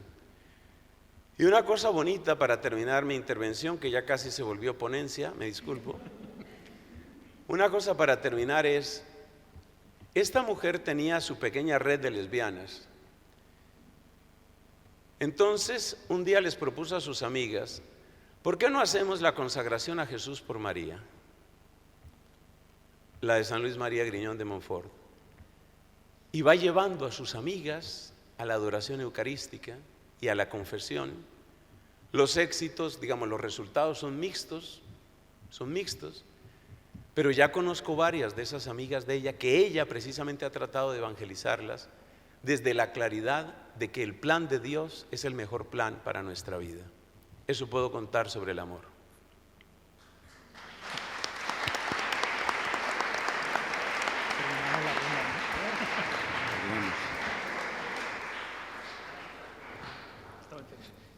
Bien, como veo que tengo varios hermanos sacerdotes aquí, para un sacerdote, me supongo que para vosotros, la caridad, esa caridad pastoral, es sobre todo ese descubrimiento que lo importante no es tanto lo que yo ame a Dios, cuanto lo que Dios me ha amado a mí. De hecho, creo que el gran servicio que todos podemos hacer, pero específicamente en nuestro caso como sacerdotes, es provocar un encuentro personal con Cristo, con un Dios que te busca a ti, un Dios que te desea, y sobre todo hay una palabra que yo aprendí, la había escuchado, pero como la aprendí muy bien fue en la renovación carismática, y es la gratuidad del amor de Dios. A Dios no se le conquista, a Dios no se le convence, a Dios no hay que demostrarle nada, porque el amor de Dios es algo tan incondicional. Decía Chus Villarroel, un dominico que le conocerás, fallecido ya, que el amor de Dios es gratuito pero no barato, porque costó toda la sangre de Cristo. Y yo creo que fijaos que en nuestras parroquias, yo por lo menos como pastor, la pregunta siempre es: Señor, ¿qué me propones, qué me dices para conseguir que unos esposos cristianos, que unas chicas jóvenes se planteen una vocación, que un chaval se encuentre con tu amor? Y de hecho todas digamos, las tareas pastorales que nosotros tenemos tienen un único objetivo: provocar ese encuentro con Jesucristo crucificado y resucitado, y que ese encuentro en la dimensión de la gracia dé lugar a que seamos muy conscientes que Dios es el gran regalador, que Dios es el gran respetador, que Dios es el gran comunicador, que Dios es una fuente de perdón y que efectivamente lo ha salido antes, lo habéis dicho en el amor esponsalicio, Dios me ama no a pesar de mis pecados, sino a través de mis pecados, en mi debilidad, es donde yo encuentro el amor de Dios. Fijaos que cuando hablamos de la santidad a los jóvenes, yo ahora ya no lo soy, pero cuando lo fui en la prehistoria, pues me acuerdo, en la Madre Cristina Sabin, pues íbamos al Camino de Santiago, a la JMJ. Los jóvenes, pues efectivamente necesitan como experiencias, vivencias. Los jóvenes no quieren ideas, los jóvenes no quieren teorías, los jóvenes no quieren, incluso decía, bueno, yo se lo escuché por primera vez de San Juan Pablo II, ser cristiano no es conocer muy bien un catecismo, que hay que hacerlo. Ser cristiano no es asistir a unos actos litúrgicos, que por supuesto. Ser cristiano no es vivir una moral sino solo es cristiano aquel que se ha encontrado con el amor de Dios, se ha deslumbrado con el amor de Dios, Jesús se convierte en el gran amor de su vida, y desde ese amor a Jesús, recibido por Jesús, tú lo quieres transmitir y compartir. Bien sea una vocación de consagración, bien sea una vocación esponsalicia. O sea, yo entiendo que una parroquia el único objetivo de la Iglesia y de la parroquia es que los seres humanos alcancemos misericordia, es decir, que nos sepamos profundamente amados tal y como somos, para después transmitir la misericordia. Como tú se la has transmitido a este chico musulmán, como tú se la has transmitido a esta mujer poseída o infestada por lo menos, o a esta mujer con atracción por el mismo sexo. Es decir, si fuéramos capaces, no solamente en los sacerdotes, sino sobre todo en las parroquias, de crear espacios, situaciones, momentos para encontrarnos como un encuentro real. La gente ya no quiere sentimientos. Los sentimientos están hoy y mañana no están. Hoy vivimos a lo mejor como hipervalorando demasiado las emociones. Creo que lo que hace falta son, yo iría más a fondo, vivencias. Vivencias desde la verdad, no imaginaciones, pero vivencias que marcan una vida, que provocan un antes y un después, y que le hacen a una persona preguntarse, ¿por qué estoy yo en la vida? ¿Cuál es mi misión? Y yo he visto que los jóvenes, cuando se habla de santidad, se piensan que los santos son extraterrestres, que los santos son personas como muy de otra galaxia, personas raritas, porque son mortificados, penitentes, orantes, castos, obedientes. No, eso no tiene nada que ver conmigo, porque yo soy todo lo contrario. Y entonces fijaos que es una gracia de Dios, porque aquí nosotros, claro, no nos podemos olvidar que la palabra es la gracia, el protagonismo absoluto de la gracia y de Jesucristo. Y solo Jesucristo es capaz de convencer a un joven o a un no joven, a unos esposos que a lo mejor su matrimonio se está hundiendo, y como yo he visto en la parroquia tantas veces, matrimonios derruidos, destruidos, hacer un retiro de proyecto de amor conyugal, y es que han regenerado el amor porque han conocido el amor de Dios, y lo han conocido en su vida. Es una gracia impresionante. Entonces, yo lanzo este reto, pero no solamente para los sacerdotes, os lo lanzo a todos. ¿Por qué vuestros hijos no van a misa? ¿Por qué vuestros hijos dicen que se aburren? ¿Por qué tenemos una sociedad enfriada? Y yo a veces pienso que es que yo no he sabido transmitir la importancia de lo que importa en mi vida no es lo que yo quiera a Dios, que ojalá le quisiera mucho, es lo que Él me quiere a mí. Y que eso es algo tan incuestionable, tan innegable, tan definitivo y tan irreversible, que eso es lo que es el fundamento, es el crecimiento, mi vida y cualquier vocación. Y eso es lo que creo que los sacerdotes, en el sentido, sobre todo, fijaos, para mi entender, el momento más bonito del sacerdocio es la penitencia. En la parroquia Santa María de Caná, pues tenemos 4 confesonarios, confesamos todos los días, es una gracia de Dios, y confesamos 4 sacerdotes a diario en casi todas las misas. Es decir, que un día nos dio por hacer contabilidades y nos salían pues a lo mejor 1000 personas cada semana. Es un lugar de reconciliación. Y lo bonito que es ver que la gente llega rota, descompuesta, con heridas, destruida, acusada, culpabilizada, porque están acomplejados de, es que yo no amo a Dios, es que yo no amo a Dios. Digo, olvídate que no le amas, es que Él te ama a ti. Eso lo decía San Juan en su primera carta. En esto consiste el amor, en que Él nos amó primero y que entregó a su Hijo. Entonces, en la medida en que es como entiendo la caridad. La caridad, sobre todo, es más que hacer, dejarse amar. Y solo cuando tienes el corazón lleno de un amor que tú no te lo has merecido, entonces, ex abundancia cordis os loquitur. De la abundancia del corazón, si tú tienes un corazón lleno de amor, si tienes ese deseo de llenarte del amor de Dios, es lo que vas a regalar.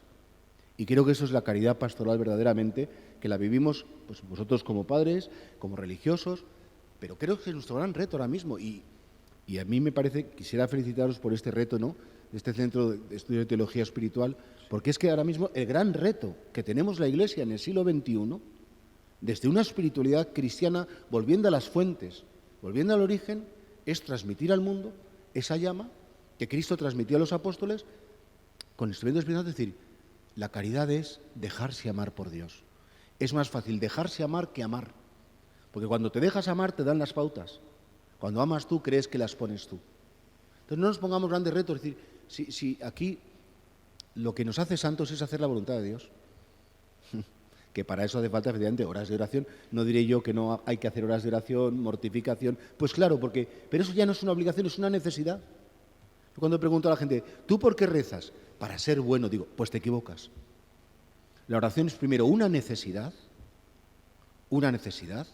como es lógico, porque estoy vacío y me lleno solo con Él, y por supuesto la oración es un decir, ¿qué voy a dar si no es a ti?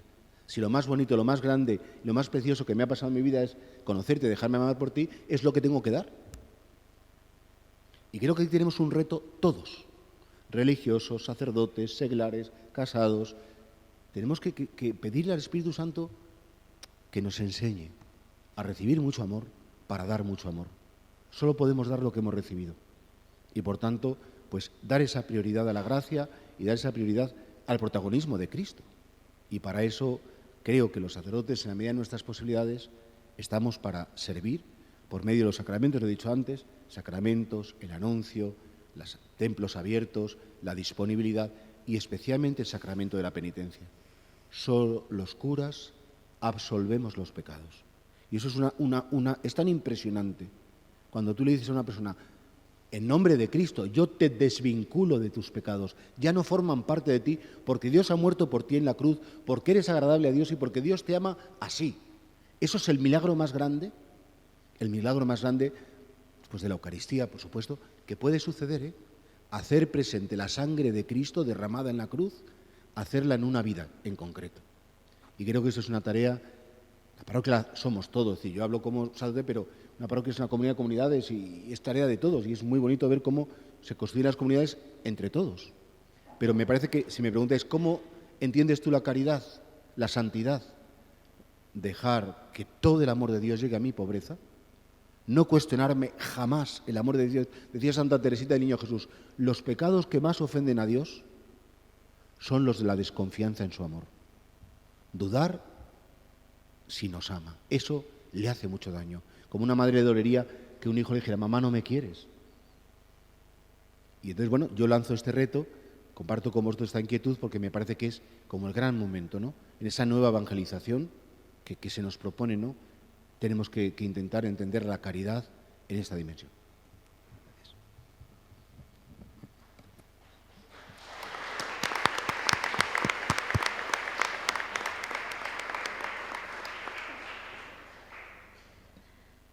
Bueno, pues qué bendición todo, ¿no?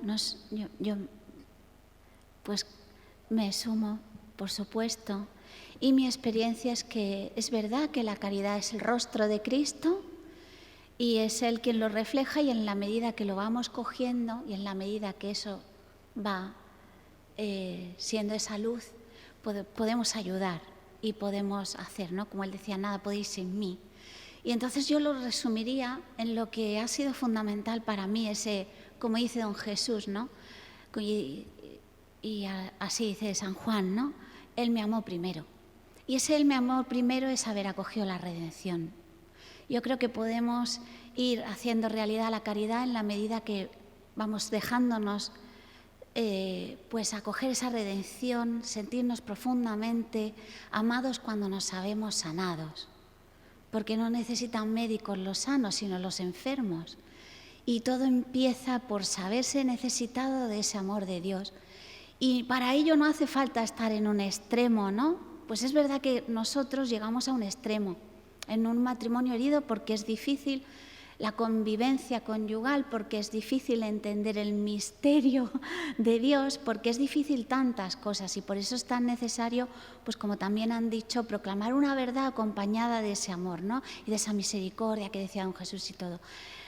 Pero realmente la redención y entenderse profundamente y cómo nos va sanando Jesucristo, pues esto es algo que ha sido, ¿verdad?, mencionado aquí, cómo ayudamos a los demás.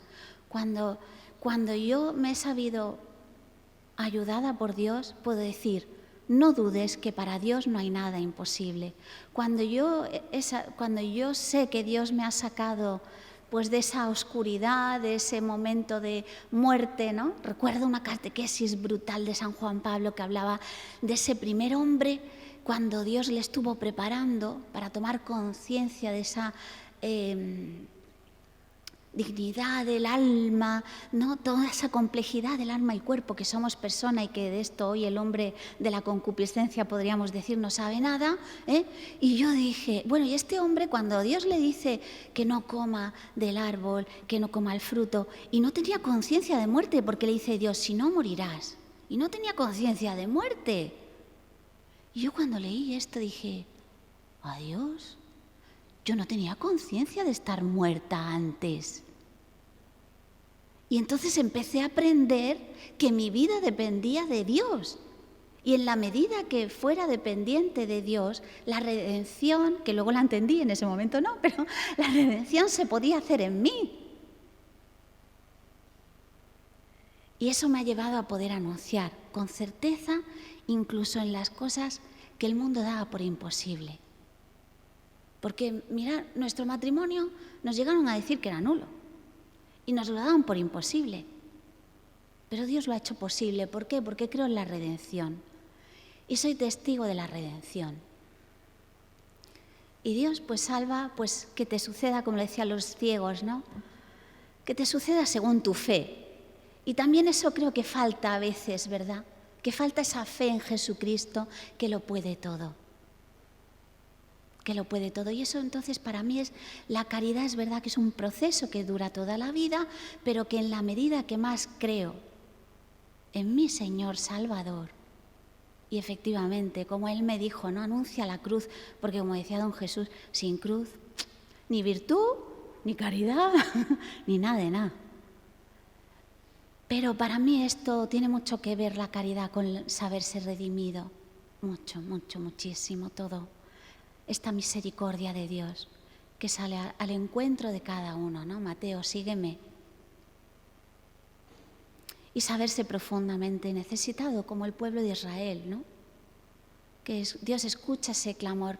Y yo, de pronto, cuando Dios ha ido pues manifestándose en mi vida y enseñándome, porque es el gran maestro y me ha ido mostrando su misterio y me ha ido mostrando su corazón, yo dije, Dios mío, yo no me casé teniendo conciencia de una necesidad de ser redimida, ni de ser salvada. Por favor, yo al revés, pensaba que algo le cambiaría yo a este hombre. Yo decía, bueno, esto ya le cambiaré, esto ya, por favor, ¿no? Y qué importante es sabernos pequeños, necesitados de esa redención, ¿no? Y bueno, entonces para mí eso ha sido y está siendo a través del proyecto, que es verdad que es un proyecto misionero, es un proyecto sanador, ¿por qué? Porque es acoger la redención. Y acoger la redención significa decirle, sí, puede hacer Dios. El Espíritu Santo, como decía don Jesús, pues esa obra de santidad. Eso significa poder, ¿no? Saberme totalmente dependiente, hija, profundamente amada porque me sé salvada.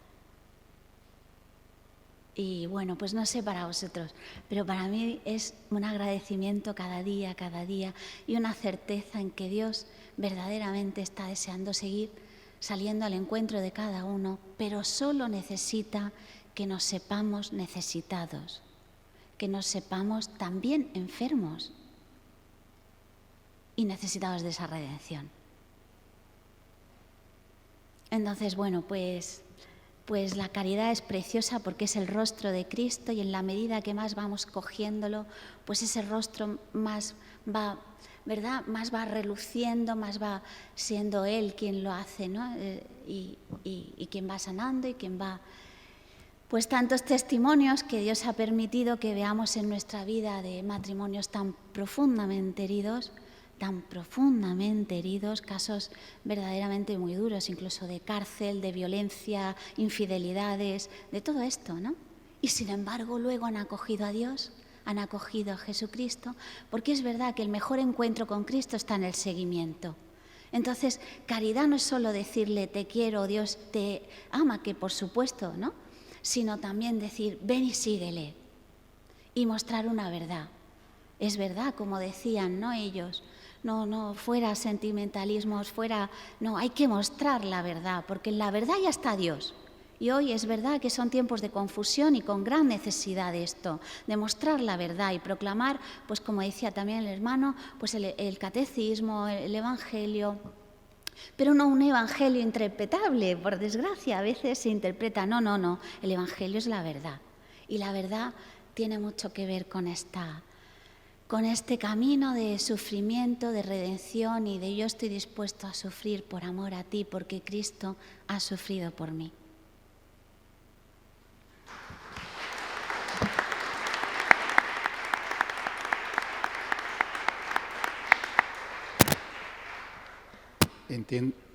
Entienden ahora por qué me casé con ella, ¿no?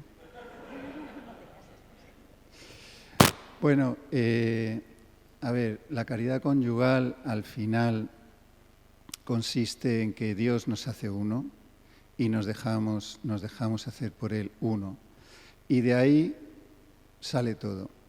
De un matrimonio todo sale a partir de que se hacen uno. De ahí salen todos los frutos. Para empezar, los hijos, que son milagros los hijos. O sea, qué don de Dios. Tener la oportunidad de participar con Él, de colaborar con Él en esta tarea de la creación. Traer al mundo a alguien que va a ser hijo de Dios y va a permanecer para toda la eternidad, siendo hijo suyo, divinizado por Él. Bueno, y esto va a ser para la eternidad. Son dones para la eternidad, son colaboraciones nuestras que no son como las de aquí de la tierra, que pues lo que construyas, si te construyes una casa, pues durará lo que dure, pero llegará un día que no quedará piedra sobre piedra. Pero lo que se haga desde este amor de caridad entre los esposos, eso permanecerá para la vida eterna, porque no es algo que hacemos nosotros, es algo que hace el Espíritu Santo, ¿no? Y esto, lo que hace Él, permanece para la vida eterna. Los esposos, la caridad conyugal, los esposos, bueno, no sé si ventaja o inconveniente que tenemos es que jugamos en casa. Entonces, claro, pues uno se casa muy ilusionado, ¿no? Como yo, con Maui, ¿no? Con mucha ilusión. Yo recuerdo salí de la boda, le iba contando a todo el mundo que estaba recién casado, ¿no? Cuando por cierto, venimos aquí a Toledo como principio de viaje de novios y me hizo ilusión, ¿no? Llegar al hotel, pedir la habitación y ponía el anillo así para que me vieran que estaba casado. Que yo me iba a una habitación con mi esposa, que conste, que esto, ¿no? Y entonces yo ponía así, que se me vea bien, que estoy casado. Bueno, pues, claro, uno se casa así con esa ilusión, ¿no? Entonces, bueno, pues encuentra uno que, bueno, y además te crees capaz. Y se encuentra uno que ella es mujer muy femenina y uno es hombre muy masculino. Claro, ya cuando empiezas a elegir el sofá, empiezan los problemas. Porque ella busca uno muy bonito y tú uno muy cómodo. y ahí ya empezamos con los conflictos, ¿no? Desde primera hora. El hombre sería capaz de poner un gimnasio en el salón y la mujer obviamente no se lo va a permitir, ¿no? Y luego encima hablamos lenguajes diferentes, porque ellas hablan un lenguaje relacional, emocional, es muy curioso, ¿no? Porque ellas cuando te cuentan algo, ese concepto que te cuentan lleva adherido una emoción. Ellas son relacionales, emocionales, ¿no? Y el hombre que es conceptual recibe el concepto, descarta la emoción, porque para él la emoción no es importante. Total, que de las dos partes del mensaje descarta justo la que para ella es la importante. Claro, conclusión, ella te dice, es que no me entiendes. Vamos a ver, si me has dicho esto y esto, ¿cómo que no te entiendo? Bien, pues empezamos por ahí, por esas diferencias sexuales que ya nos vuelven locos y provocan discusiones, la tira, ¿no? Porque no somos capaces de entendernos. Pero luego seguimos, ¿no? Pues como decía antes, Magui generosa, yo ahorrador, todos los problemas que hemos tenido por cuestiones económicas del hogar. Ella muy ordenada, yo mi propio orden, no os quiero contar. Yo muy puntual, súper puntual. Ella, pues, bueno, como decir, ¿no? Yo recuerdo la primera vez que quedamos de novios, le dije, ¿a qué hora quedamos? Me dice, entre las 9 y las 10. Y digo yo, ¿qué hora más rara es esa? Esa hora no la conocía yo. Claro, entonces yo llegué a las 9 menos 5 y ella llegó a las 10:30. Entonces, imaginaros el problema, ¿no? Pero bueno, en aquel momento, pues, ella pareció muy guapa y a mí se me pasó todo nada más verla. Pero luego de casados, por muy guapa que aparezca, ¿sabes? Ya no es lo mismo. Bueno, pues, y eso y en todo, o sea, ella muy tierna con los hijos, ¿no? Ven, hijo mío, ¿qué te ha pasado? Ven, no llores, que aquí está tu mamá, ¿no? Y yo más del tipo, venga, niño, que no se te van a salir las tripas, ¿no? Entonces, claro, ella consideraba que yo era muy duro con los niños, yo consideraba que ella era muy blanda, ella me quería convertir a mí en otra mamá, yo quería convertirla a ella en otro papá. Esto es un jaleo monumental. Y para colmo, pues a ella le gusta dormir con la puerta abierta, a mí con la puerta cerrada. Ella empachurra el dentífrico, yo lo enrollo por abajo, o sea que cualquier cosa que cojas, ¿no? Entonces, claro, cuando uno hace esta lectura, pues dice lo de los discípulos. Si esto es así,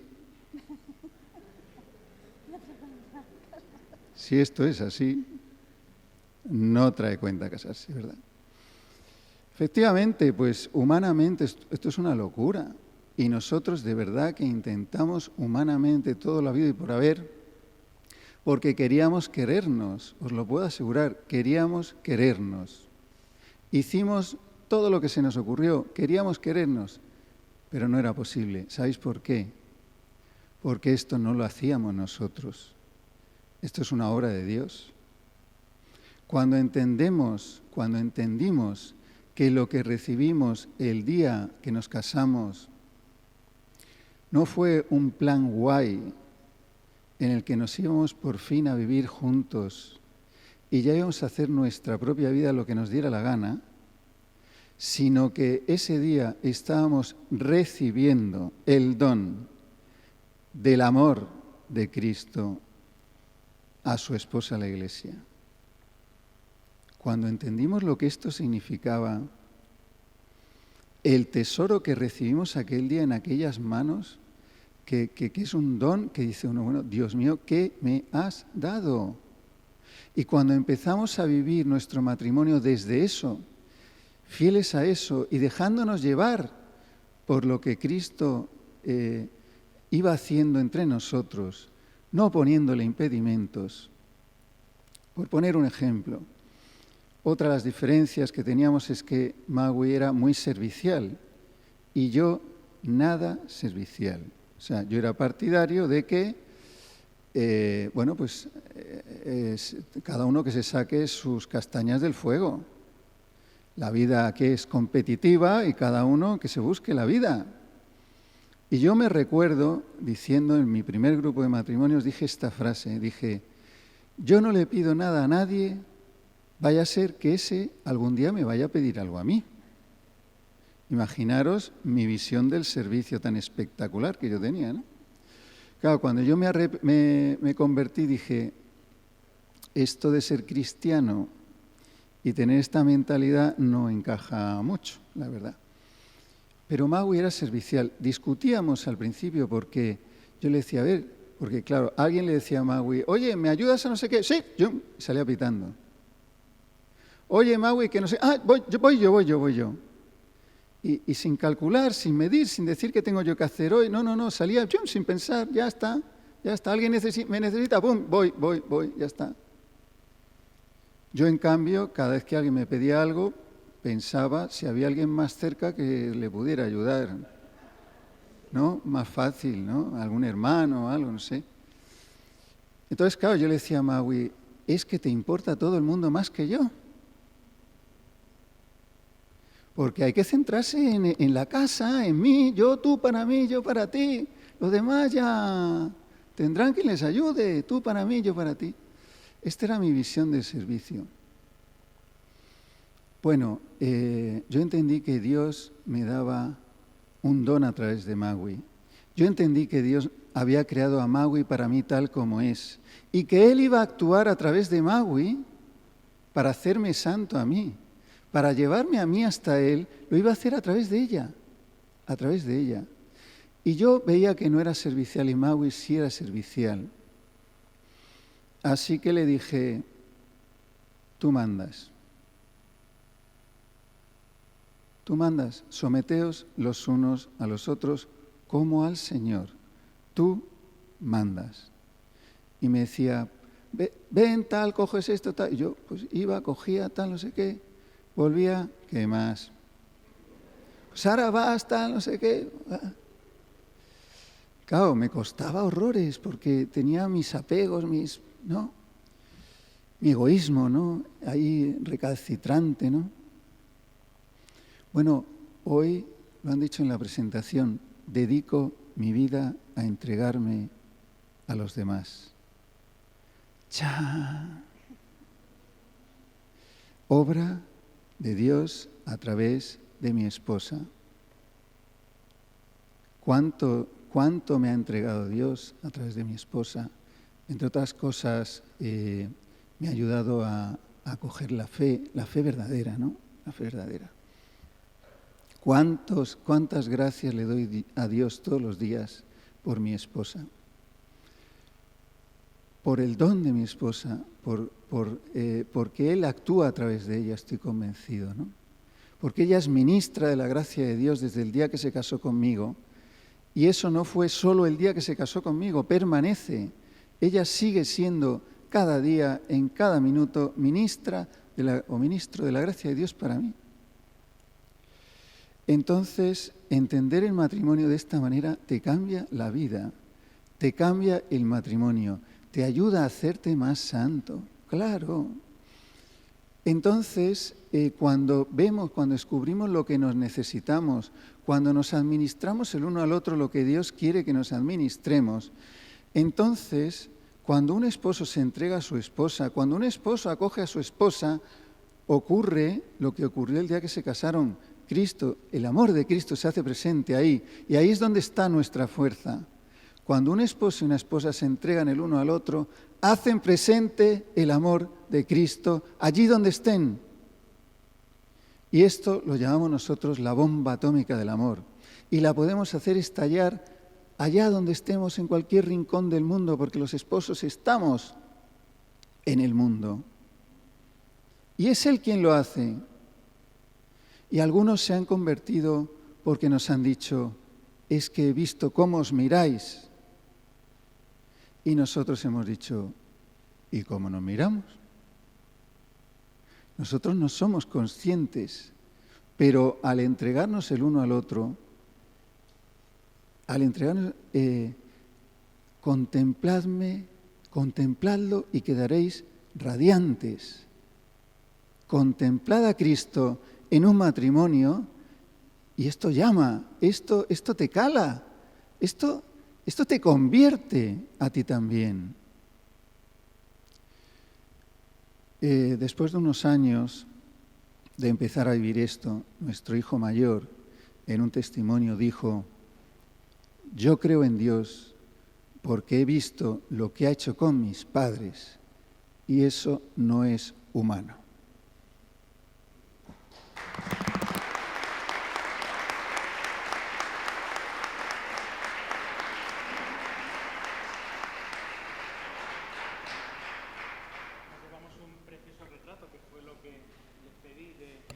Estas diversas formas del amor según las diversas vocaciones.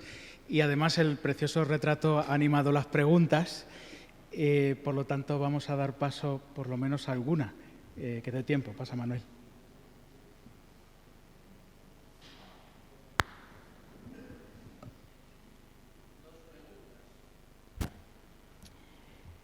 La primera de ellas, ¿cómo veis vosotros la relación entre la actual crisis espiritual y la crisis de autoridad de los pastores? Haces, si te parece, las dos seguidas porque no nos queda mucho tiempo. Y la otra es una pregunta en doble dirección. Al matrimonio, ¿qué esperáis de un sacerdote para vivir en santidad? Y a los sacerdotes y a la consagrada, ¿qué esperáis de un matrimonio para vivir en santidad? Yo quiero, ¿está activo? Sí. Yo quiero responder esa segunda, que es muy fácil. Yo quiero que haya más matrimonios como vosotros.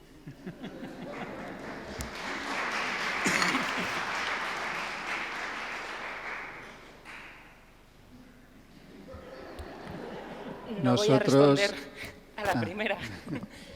Creo que la crisis de autoridad está generalizada, porque el miedo paraliza. Y hay mucho miedo a mostrar la autoridad porque se entiende como una imposición. El Fray Nelson esta mañana nos hablaba un poco de este tema y nos pasa a todos. Les pasa a los padres que no ejercen la autoridad con sus hijos y prefieren ser amigos. Nos pasa a los consagrados que tenemos miedo a veces a lanzar una propuesta, entonces es mucho más fácil tener entretenidos a los jóvenes con dinámicas que decirles que tenemos una hora de adoración al Santísimo. Les pasa a los sacerdotes en su parroquia que no se atreven a enfrentarse a su sacristana y les pasa también a los obispos porque es difícil. Entonces creo que fundamentalmente lo que hay que hacer es mirar a Cristo, porque la caridad está en la verdad y porque no se puede amar si no es en verdad. Entonces de lo que se trata aquí es buscar qué es lo que Dios quiere y cada uno de nosotros amar apasionadamente la voluntad de Dios.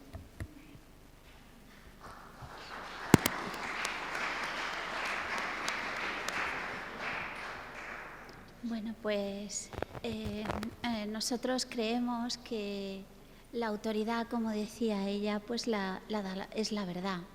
Y hoy, por desgracia, pues son tiempos de confusión y vemos tantas veces, tantos matrimonios que nos dicen cosas pues que a lo mejor viene de un sacerdote y no está en verdad, ¿no? Entonces, qué importante es andar en verdad y anunciarla y proclamarla sin miedo, porque a veces se tiene miedo, que también lo han dicho ellos, se tiene miedo a anunciar esa verdad, que es, oye, no te bajes de la cruz, enseña a amar en la cruz. Y como se tiene miedo a esto, o se tiene miedo a anunciar ese encuentro con Jesucristo verdadero que está en el misterio, o se tiene miedo, pues entonces se empieza a hacer rebajas. Y cuando uno hace rebajas, pues lo deforma y lo termina perdiendo. Entonces, pues eso es lo que pensamos, ¿verdad?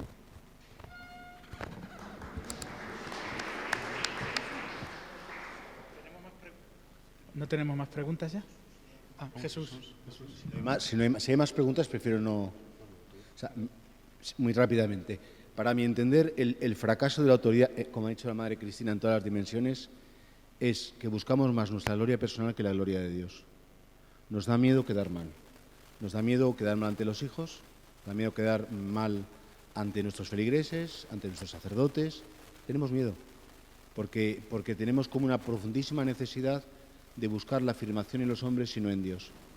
El día que busquemos solamente la gloria de Dios y no la gloria de los hombres, creo que recuperaríamos el sentido de la autoridad, que es vivir en la verdad, y cada uno tiene que asumir la misión y el puesto que le ha tocado en la vida.